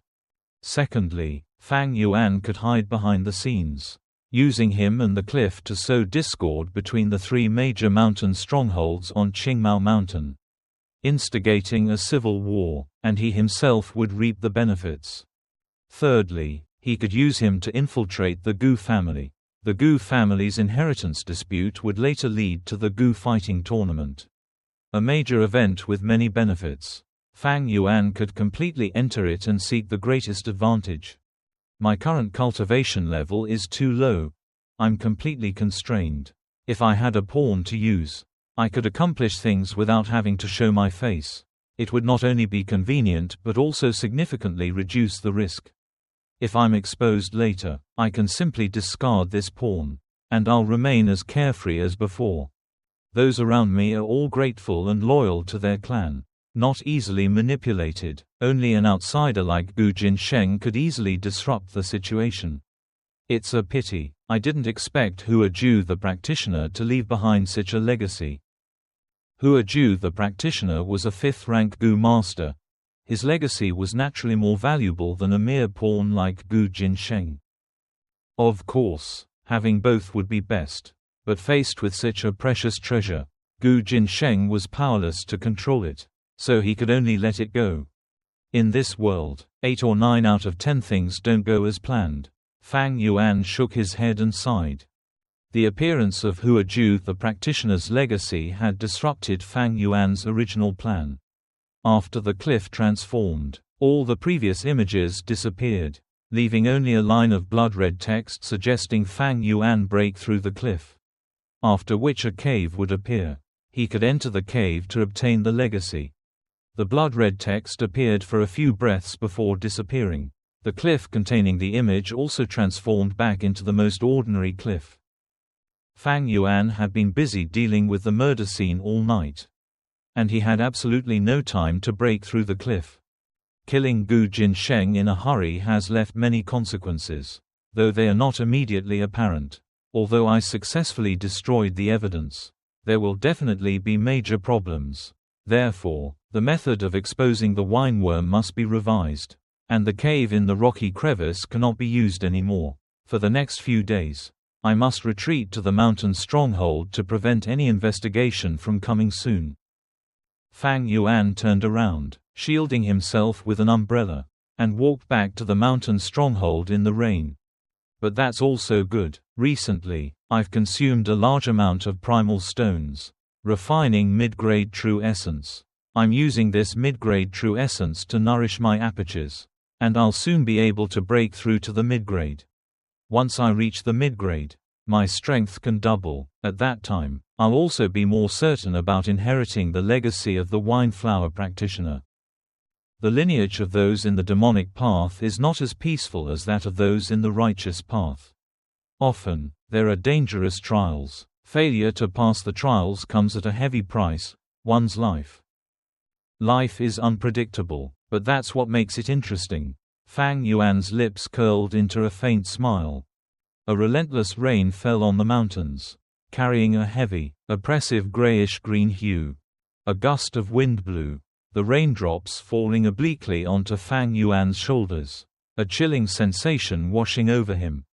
He remembered Gu Jinsheng again and sighed inwardly. Gu Jinsheng, actually, I didn't want to kill you. What a pity for such a good pawn.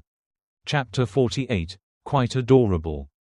This heavy rain lasted for 4 days before finally stopping.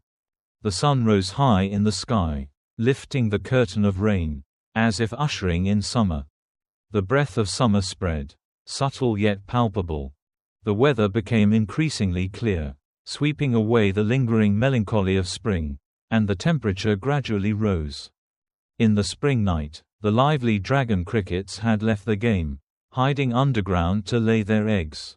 The unique bamboo of Qingmao Mountain began to grow longer, noticeably taller almost every day.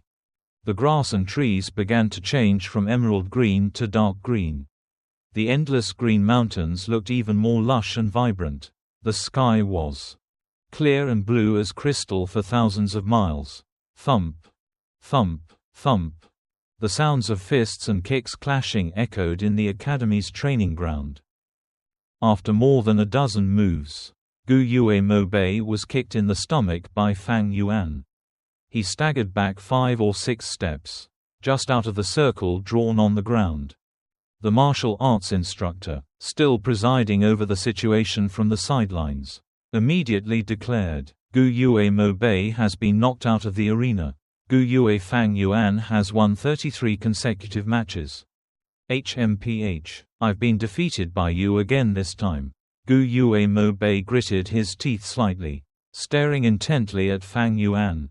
But don't be so arrogant. Eventually, I will defeat you, and I can feel that day drawing closer and closer. Fang Yuan looked at him with an expressionless face, then lowered his eyelids.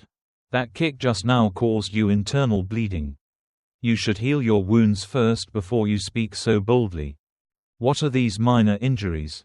Gu Yue Mo Bei had only retorted halfway when his face suddenly turned pale. His throat constricted, and he vomited a mouthful of fresh blood. His face was deathly pale. This was the first time he had been injured like this. A look of terror flashed in his eyes. The martial arts instructor hurried over, comforting him. It's all right. These minor injuries only need treatment and a few days of rest. But you must temporarily stop practicing martial arts for a few days and avoid strenuous activity. As soon as the instructor finished speaking, the 2 Gu masters who were waiting outside the courtyard rushed over and carefully helped Gu Yue Mo Bei out. Gu Yue Mo Chen didn't dare say anything more. He looked at Fang Yuan again, his eyes filled with anger, hatred, regret, and unwillingness to accept defeat. Although Mo Bei has excellent martial arts skills, he still can't beat Fang Yuan. Fang Yuan is so powerful, absolutely no one can defeat him. Alas, but the instructor said today's practical training session is a duel. Everyone has to fight once. The students standing outside the courtyard looked at Fang Yuan with fear. Some fearfully, others. Among them were several injured people. Some covered their swollen faces.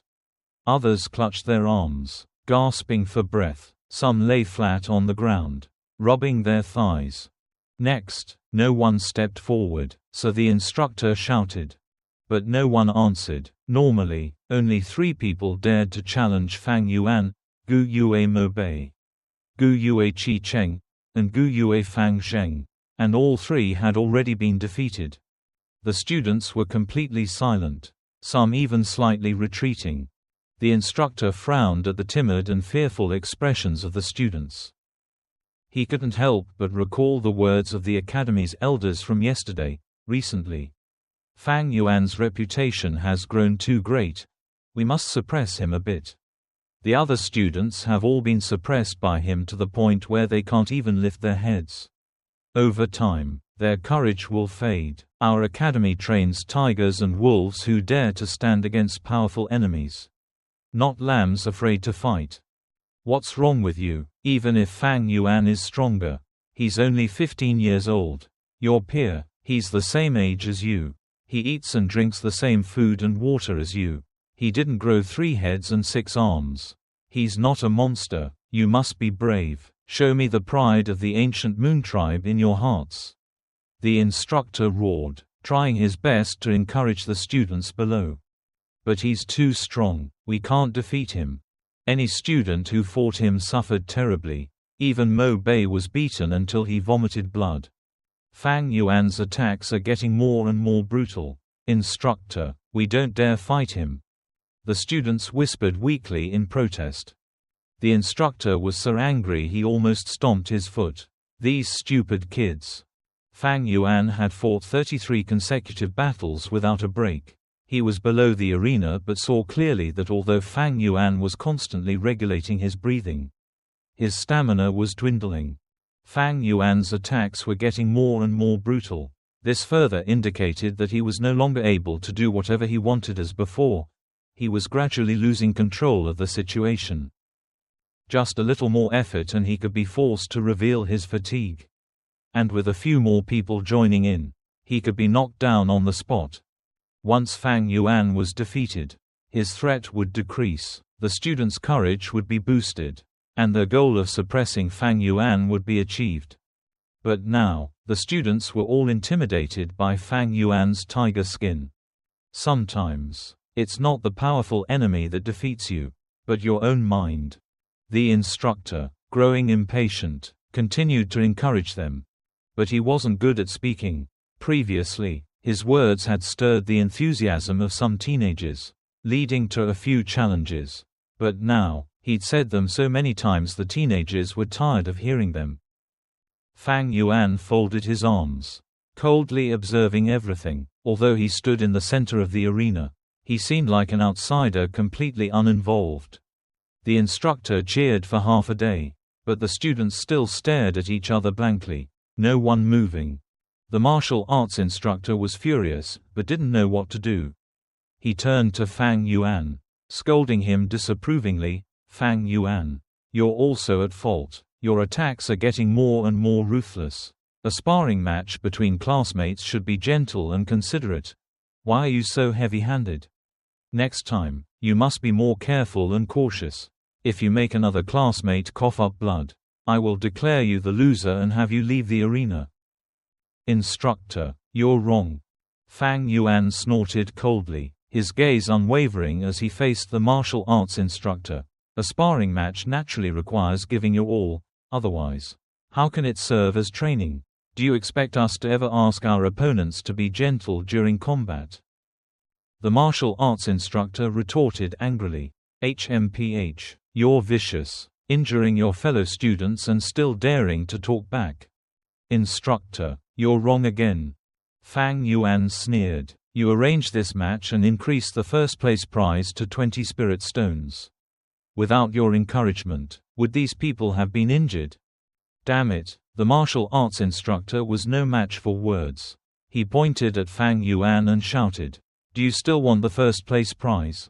If you argue any further, even if you win first place, I'll declare you the loser.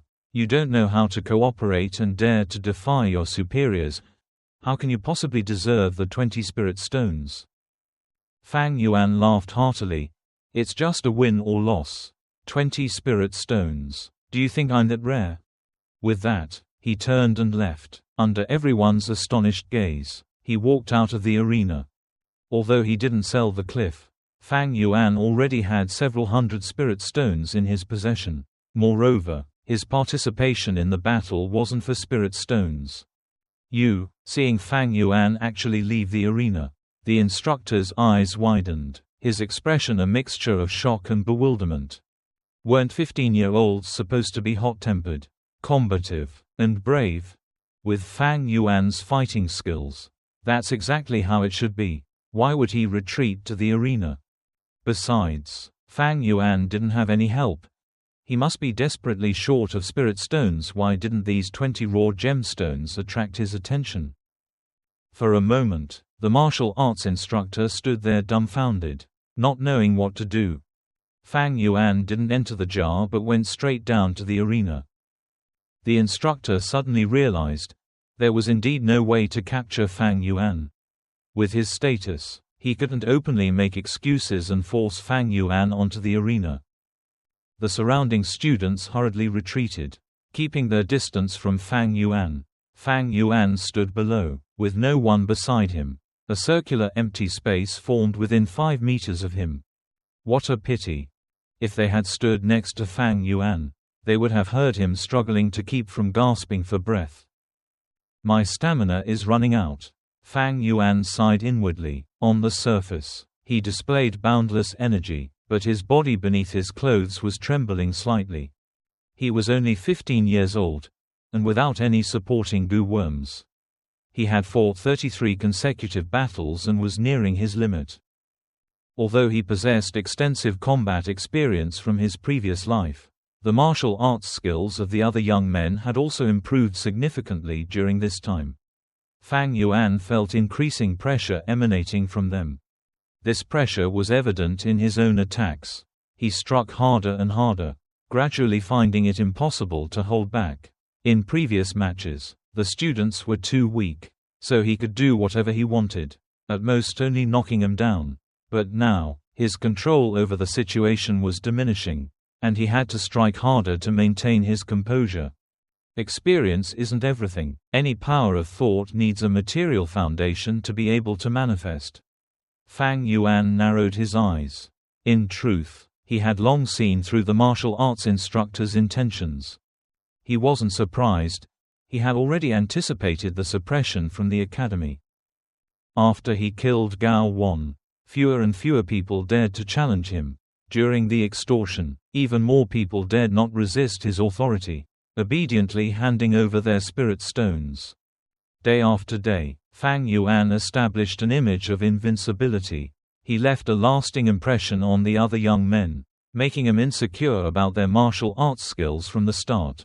This was something the academy's elder absolutely did not want to see. He needed Fang Yuan to motivate the students to improve, not to overshadow their fighting spirit. He wanted to see Fang Yuan fail. Once Fang Yuan failed, the invincible image he had built up would crumble. At the same time, the fighting spirit of the other students would be awakened. Moreover, failure would make their fighting spirit even stronger. But for Fang Yuan, he needed such intimidation to make it easier to extort the spirit stones. If he lost, the other students would feel his weakness and attack him together. Although Fang Yuan had a lot of spirit stones in his possession, robbery was his main source of them. Losing this supply would leave him without a source. Therefore, Fang Yuan went into the arena and fought 33 consecutive matches. His real purpose wasn't the 20 spirit stones as a reward, but to maintain his intimidating presence. Avoiding the fight from the start would reveal his weakness. But if he kept fighting, he would also expose it. What are you all standing around for? Anyone who hasn't come up yet? Come up. The first place winner gets 20 spirit stones as a reward. Don't you want that? The martial arts instructor was stunned for a long time before shouting. The remaining students immediately jumped forward enthusiastically. With Fang Yuan down from the arena, they felt like a huge weight had been lifted from their hearts. "I'll go. Here we go." Two teenagers jostled each other, leaping onto the arena floor, engaging in fierce combat. If only I had waited a little longer, I wouldn't have rushed onto the arena, and I wouldn't have been knocked down by Fang Yuan. What a pity, I didn't expect Fang Yuan to leave the arena. He's so brave. Look, even the instructor can't do anything about him. ... The instructor heard these whispers behind his back, and suddenly felt his prestige diminishing. He was very annoyed and wanted to punish Fang Yuan, but Fang Yuan hadn't done anything wrong. Voluntarily leaving the arena was a permissible action. The instructor was both angry and at a loss. Finally, he glared fiercely at Fang Yuan. Fang Yuan slightly curved the corners of his mouth, thinking to himself, "Such shallow tactics. This instructor is quite adorable." Chapter 49. No need to worry about Fang Yuan escaping from my grasp.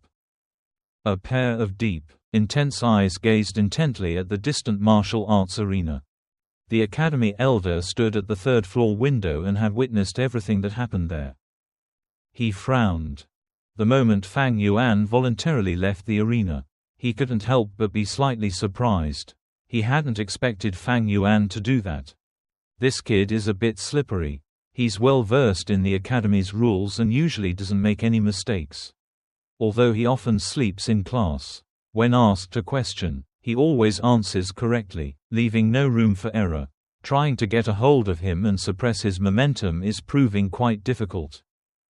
The academy elder couldn't help but feel a slight dislike for Fang Yuan. As a master, he naturally preferred intelligent and obedient students, disliking mischievous and unruly children who didn't follow the rules. But the headmaster had been in charge of the academy for many years, possessing immense experience and having overseen countless students. Among them, some were exceptionally intelligent and obedient, while others caused trouble constantly and never followed discipline. He had long since cultivated a calm and composed mind, treating them all equally. He even inscribed the 8 characters to be a role model for others. To teach without discrimination, on the right corner of his reading desk as a self-admonition. The main idea is to be a role model for others. To teach without discrimination. This phrase is from the Analects. He had never felt such disgust towards any student before. Sensing this feeling of disgust, the headmaster was slightly startled. Previously, even the most mischievous student could be forgiven. But why did he lose his usual composure with Fang Yuan? He carefully pondered for a while, finally discovering the reason. This young man, Fang Yuan, harbors a deep-seated arrogance. He seems to completely disregard his teachers. Not only did he ignore the instructor's words, but he brazenly contradicted them. In truth, such defiance of teachers in front of everyone was quite common in the past. However, those children were always in a state of agitation, either rebellious or angry and stubborn. The academy's elders knew very well that the more agitated a young person was, the more fearful they were. But Fang Yuan was different. He felt no fear whatsoever, as if he had seen through the academy's charade. His face was completely expressionless, even as he retreated from the arena. His expression remained unchanged. It was as if he had just done something insignificant. Yes, he considered defying his senior master a trivial matter. Simply put, he wasn't afraid. This is what made the elders of the academy feel so uncomfortable that they developed a deep dislike for him. The elders of the academy could easily forgive mischievous and stubborn teenagers 10 times more than Fang Yuan. Because those teenagers knew fear, and were easily swayed by their emotions. As long as they knew fear, as long as they were easily provoked, They were easily manipulated and wouldn't escape control. But Fang Yuan was not like that. He was calm and composed. He was unperturbed, and he showed no respect for his senior master. He had no reverence. How could the family use someone who didn't respect the family, no matter how well trained they were? Once someone like that appears, he must be suppressed, absolutely suppressed, otherwise, his existence will sow the seeds of rebellion in the hearts of other students. After a while, he will infect others, causing them to lose all respect for their masters. How can the academy manage its students then? The academy elder narrowed his eyes, having made his decision. But soon after, a look of worry appeared on his face. How to suppress Fang Yuan? Fang Yuan had made no mistakes. Not a single flaw could be found. Fang Yuan's slippery nature made the elder feel helpless, not knowing where to begin. He had never encountered such a student, so familiar with all the academy's rules and regulations. Up until now, as an academy elder, he had always presented himself as fair and upright. He couldn't be like a hooligan, deliberately picking a fight with a young man like Fang Yuan. He had originally placed his hopes on the martial arts instructor, but now he was utterly disappointed. It seems that to stop Fang Yuan's rise to prominence, we can only wait until the other students take the lead in advancing to the first stage intermediate level. The biggest factor influencing a Gu master's advancement is their aptitude. Thanks to his extensive experience, the academy elder had long since calculated in his mind. The only three truly with the hope of leading the advancement were these three: Gu Yue Fang Zheng, Qi Cheng, and Mo Bei. Among them, one was a grade A student, and the other two were grade B, but they had elders supporting them and no shortage of spirit stones. Regardless of which one it was, they could all become the first to advance to the first stage intermediate level this year. Gu Yue Fang Zheng, Qi Cheng, and Mo Bei are the seeds of hope. The academy elder sighed, then looked down at the martial arts arena. With his experienced eyes, the old man noticed that the students, seemingly standing randomly in the training ground, had actually vaguely formed three circles.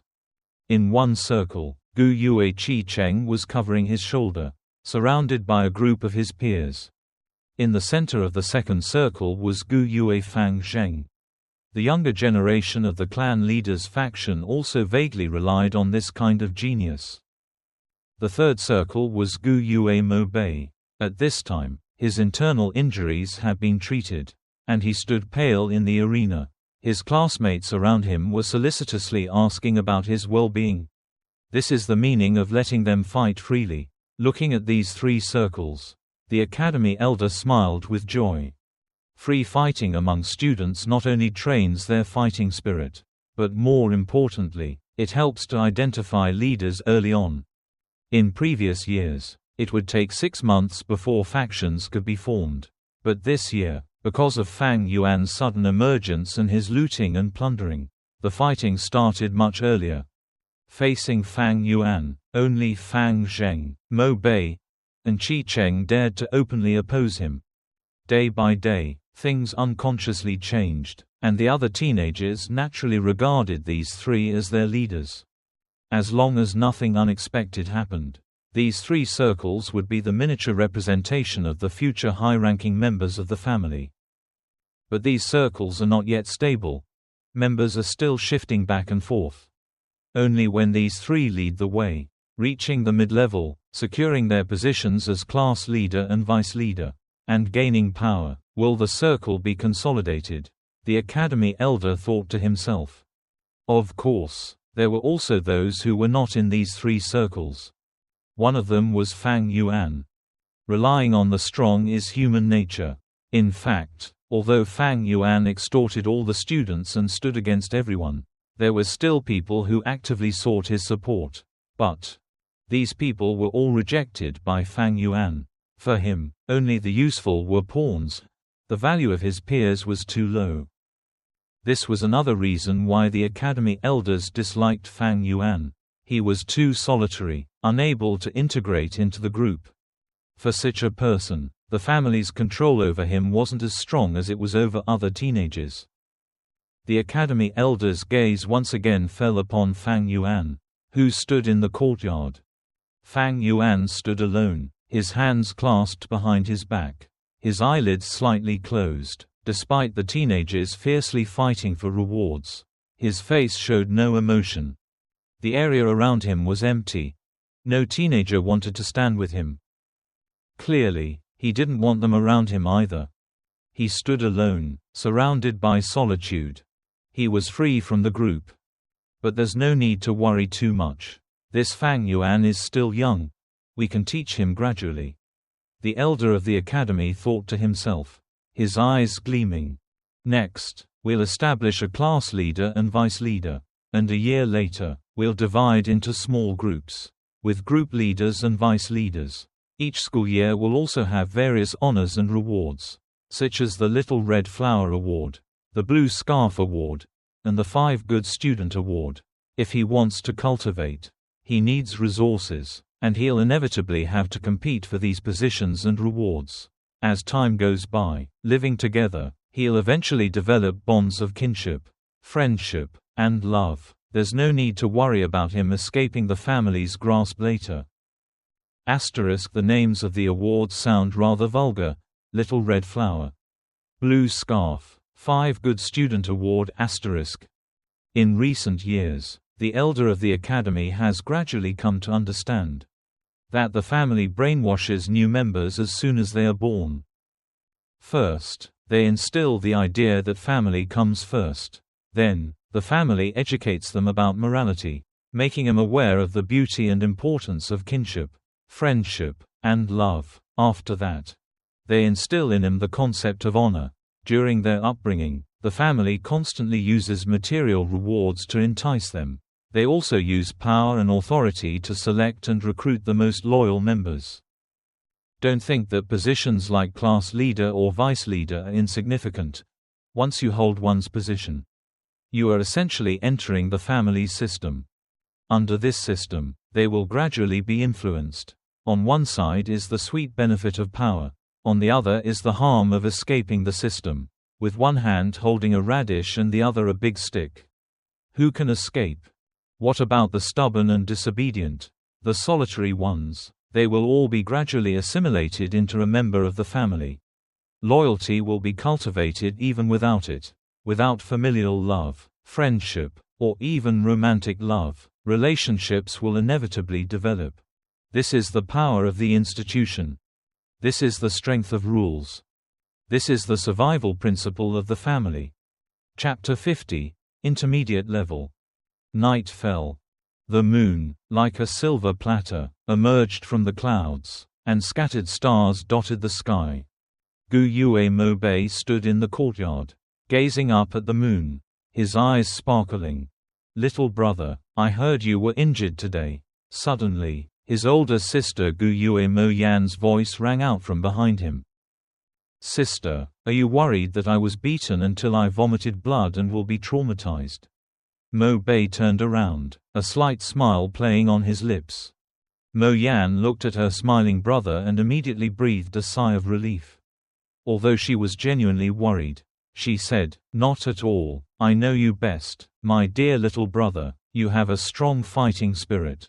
You're the future leader of our Mo family. How could you be frightened by such a minor injury?" Quote, "Ha ha ha, it's true, sister loves me the most." Mo Bei scratched his head and chuckled. "Sister, you know what?" Under the bright moonlight, the 15-year-old boy's eyes shone brightly. "Although I failed again this time. During the battle, I heard Fang Yuan's heavy breathing. Before, he could knock me down in just 2 or 3 blows. And he always seemed effortless. But that heavy breathing revealed his weakness. He's definitely not as strong as most people imagine. One day, I will defeat him fair and square." "Good, worthy of being a good son of our Mo family." Mo Yan laughed heartily, patting her younger brother's head, her face showing concern. "But you suffered internal injuries. You can't practice martial arts for the next few days." "Sister, don't pat my head like that. I'm all grown up now." Mo Bei shook his head, his voice sounding slightly dissatisfied. I know what you're saying. Sister, I have a plan. I'll take advantage of these days to cultivate my aptitude and complete my advancement from the beginner to the intermediate stage. I'll get the class leader position first. Then I'll suppress Fang Yuan's reputation. I'll let him know that the most important thing in Gu master cultivation is talent. If you think so, then I can rest assured. Sister, before, I was only the class vice leader. If you become class leader, it will be considered making up for your regrets. Sister, rest assured, I will definitely get the class leader position. Almost simultaneously, in the Qi family. In the secret chamber, only a large torch was stuck in a recess in the wall. The fire blazed fiercely, illuminating this small secret chamber. Gu Yue Qi Lian, one of the two most powerful elders, was facing his nephew, Gu Yue Qi Cheng. The two sat cross-legged on cushions, their shadows flickering on the ground in rhythm with the fire. Gu Yue Qi Lian extended his hand. His palm pressed against Qi Cheng's stomach, according to the old man's thoughts. Gu Yue Qi Cheng's face was extremely tense. His entire focus concentrated on his aperture, desperately trying to suppress the tremors in his primordial sea. No two leaves in this world are exactly alike. Different Gu masters absolutely do not possess completely identical true essence. Once different types of true essence enter the aperture, it will naturally lead to resistance from the original true essence within the aperture. If Gu Yue Qi Cheng doesn't suppress it and allows the true essence to resist, it will inevitably cause the true essences to collide. This will lead to intense tremors, causing damage to the aperture. The primordial sea aperture is the entire foundation of a Gu master's cultivation. Extremely important.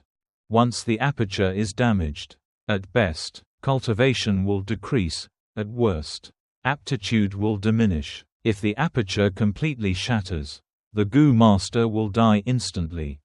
After a long while, Gu Yue Qi Cheng gradually stopped pouring true essence and withdrew his hand. Gu Yue Qi Cheng immediately breathed a sigh of relief, his tense body relaxing.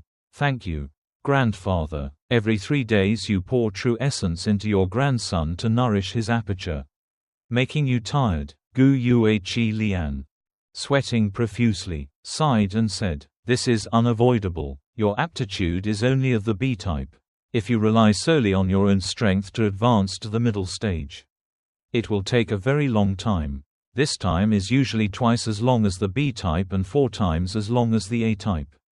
Otherwise, you will be exposed. Therefore, even though this method is dangerous, it has no choice. Your grandson understands your grandfather's difficulties. It's good that you understand." He sighed again. This method has a significant side effect. The acupoint wall is being nourished by my silver essence. Although the silver essence is exceptionally effective, for you, it's still a different kind of essence. Even if the acupoint wall transforms from a luminous membrane into a watery membrane later, it will still contain my aura. The more of this different kind of aura there is, the more the acupoint will be unable to withstand it. By rushing the process, you will narrow your future development space. Gu Yue Qi Cheng pursed his lips tightly. Grandfather, for the future of our Qi family, your grandson is willing to sacrifice his personal future. Gu Yue Qi Lian immediately rejoiced, nodded, stroked his beard, and said, "You have such a heart. That's good, very good, but heaven still leaves a way out. It's not entirely hopeless. If we can find the pure water ancient artifact later, we can cleanse your acupoint wall, eliminate the different kind of aura within your primordial sea, and remove this side effect. Furthermore, Grandpa used his connections to search everywhere and buy you the wine worm. This worm can help a Gu master refine their true essence to a minor level. The refined true essence is your own true essence, not some other kind. If you use it to cultivate your aperture, it won't leave any after effects. It's not dangerous, and the cultivation effect will be even higher." Gu Yue Qi Lian was overjoyed. "Thank you, Grandpa." Quote, "But the wineworm is really hard to find. Among the first-stage goo worms, those like the wineworm, the she-goo, the shoe worm, etc., are all rare and precious. Once they appear on the market, they are almost immediately bought up. Of course, there are some goo worms in this world that people say can change a goo master's aptitude. But for more than half my life, Grandpa has only vaguely heard rumors, never seen them with his own eyes. His voice was distant. A gentle night breeze blew in through the window. Gu Yue Fang Zheng sat cross-legged on the bed, his eyes closed, his hands tightly gripping a block of primordial stone.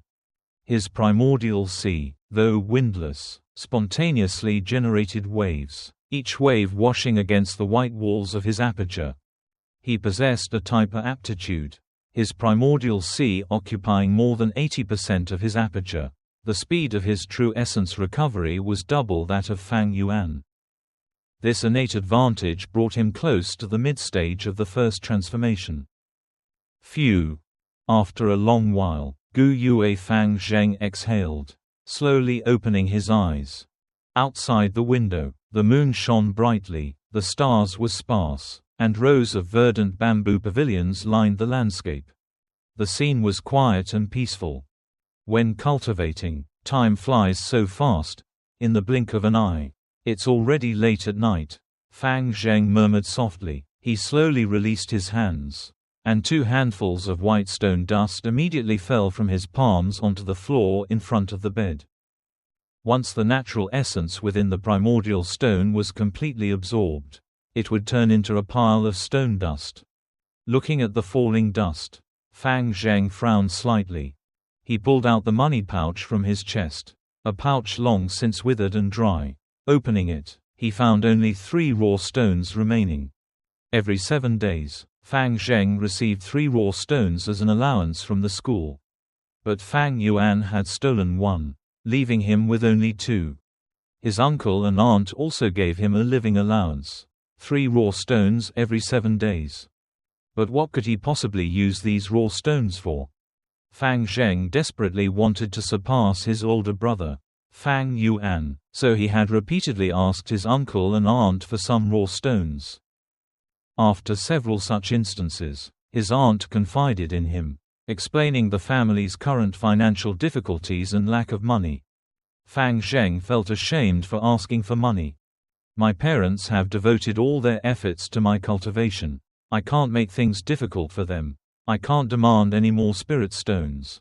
There are only 3 spirit stones left, so I must use them sparingly. I'll use 1 each day. That way, it will last for 3 days. Quote, I have a feeling that in just 3 or 4 more days, I'll definitely be able to advance to the middle stage. I wonder how far my brother has progressed. Thinking this, Fang Zheng unconsciously looked out the window towards the school dormitory. I have a type A talent. My brother only has a type C talent. His progress will definitely not be as fast as mine. This time, my brother is absolutely no match for me. Brother, I want you to know the power of a type A talent. Thinking this, Fang Zheng couldn't help but clench his fists. School dormitory. Fang Yuan's room door was tightly closed. In the darkness, he wasn't sleeping, but sat cross-legged on the bed. Even ancient cultivators couldn't replace sleep. Around this time before, Fang Yuan would have already fallen asleep. But today, during his cultivation, he felt he was only a little short of reaching the mid-stage. Tonight I'll definitely not sleep. I'll strive straight to the mid-stage. His eyes flashed with determination. Then, he closed his eyes, his spirit entering his aperture. The bronze origin sea, which had reached 4/4, had just been refined by the wineworm into a mid-stage. Azure-colored true essence. Begin. Fang Yuan moved his thoughts, and the bronze origin sea immediately rippled into small waves. The waves became more numerous and larger, forming surging waves. Rumbling. Wave after wave crashed against the surrounding aperture walls. Like crashing against a reef, most of the true essence shattered into green foam, scattering and then merging back into the sea. A small portion of it was consumed, transforming into invisible streams of power that permeated the acupoint wall, which was now a white, shimmering membrane. Let's begin again. Fang Yuan's spirits lifted, and the azure waves grew larger and larger. The previous waves were merely like a chase by dogs and rabbits. But now they were like a herd of horses neighing, crashing into the acupoint's shimmering membrane. They surged like dragons, reaching the heavens. The true essence was being consumed at an incredibly rapid pace, and the water level was constantly dropping. Rumble, rumble, rumble. The waves crashed incessantly, and finally, the quantitative change led to a qualitative change. The white shimmering membrane suddenly trembled. The previously gentle white light suddenly flashed with dazzling brilliance.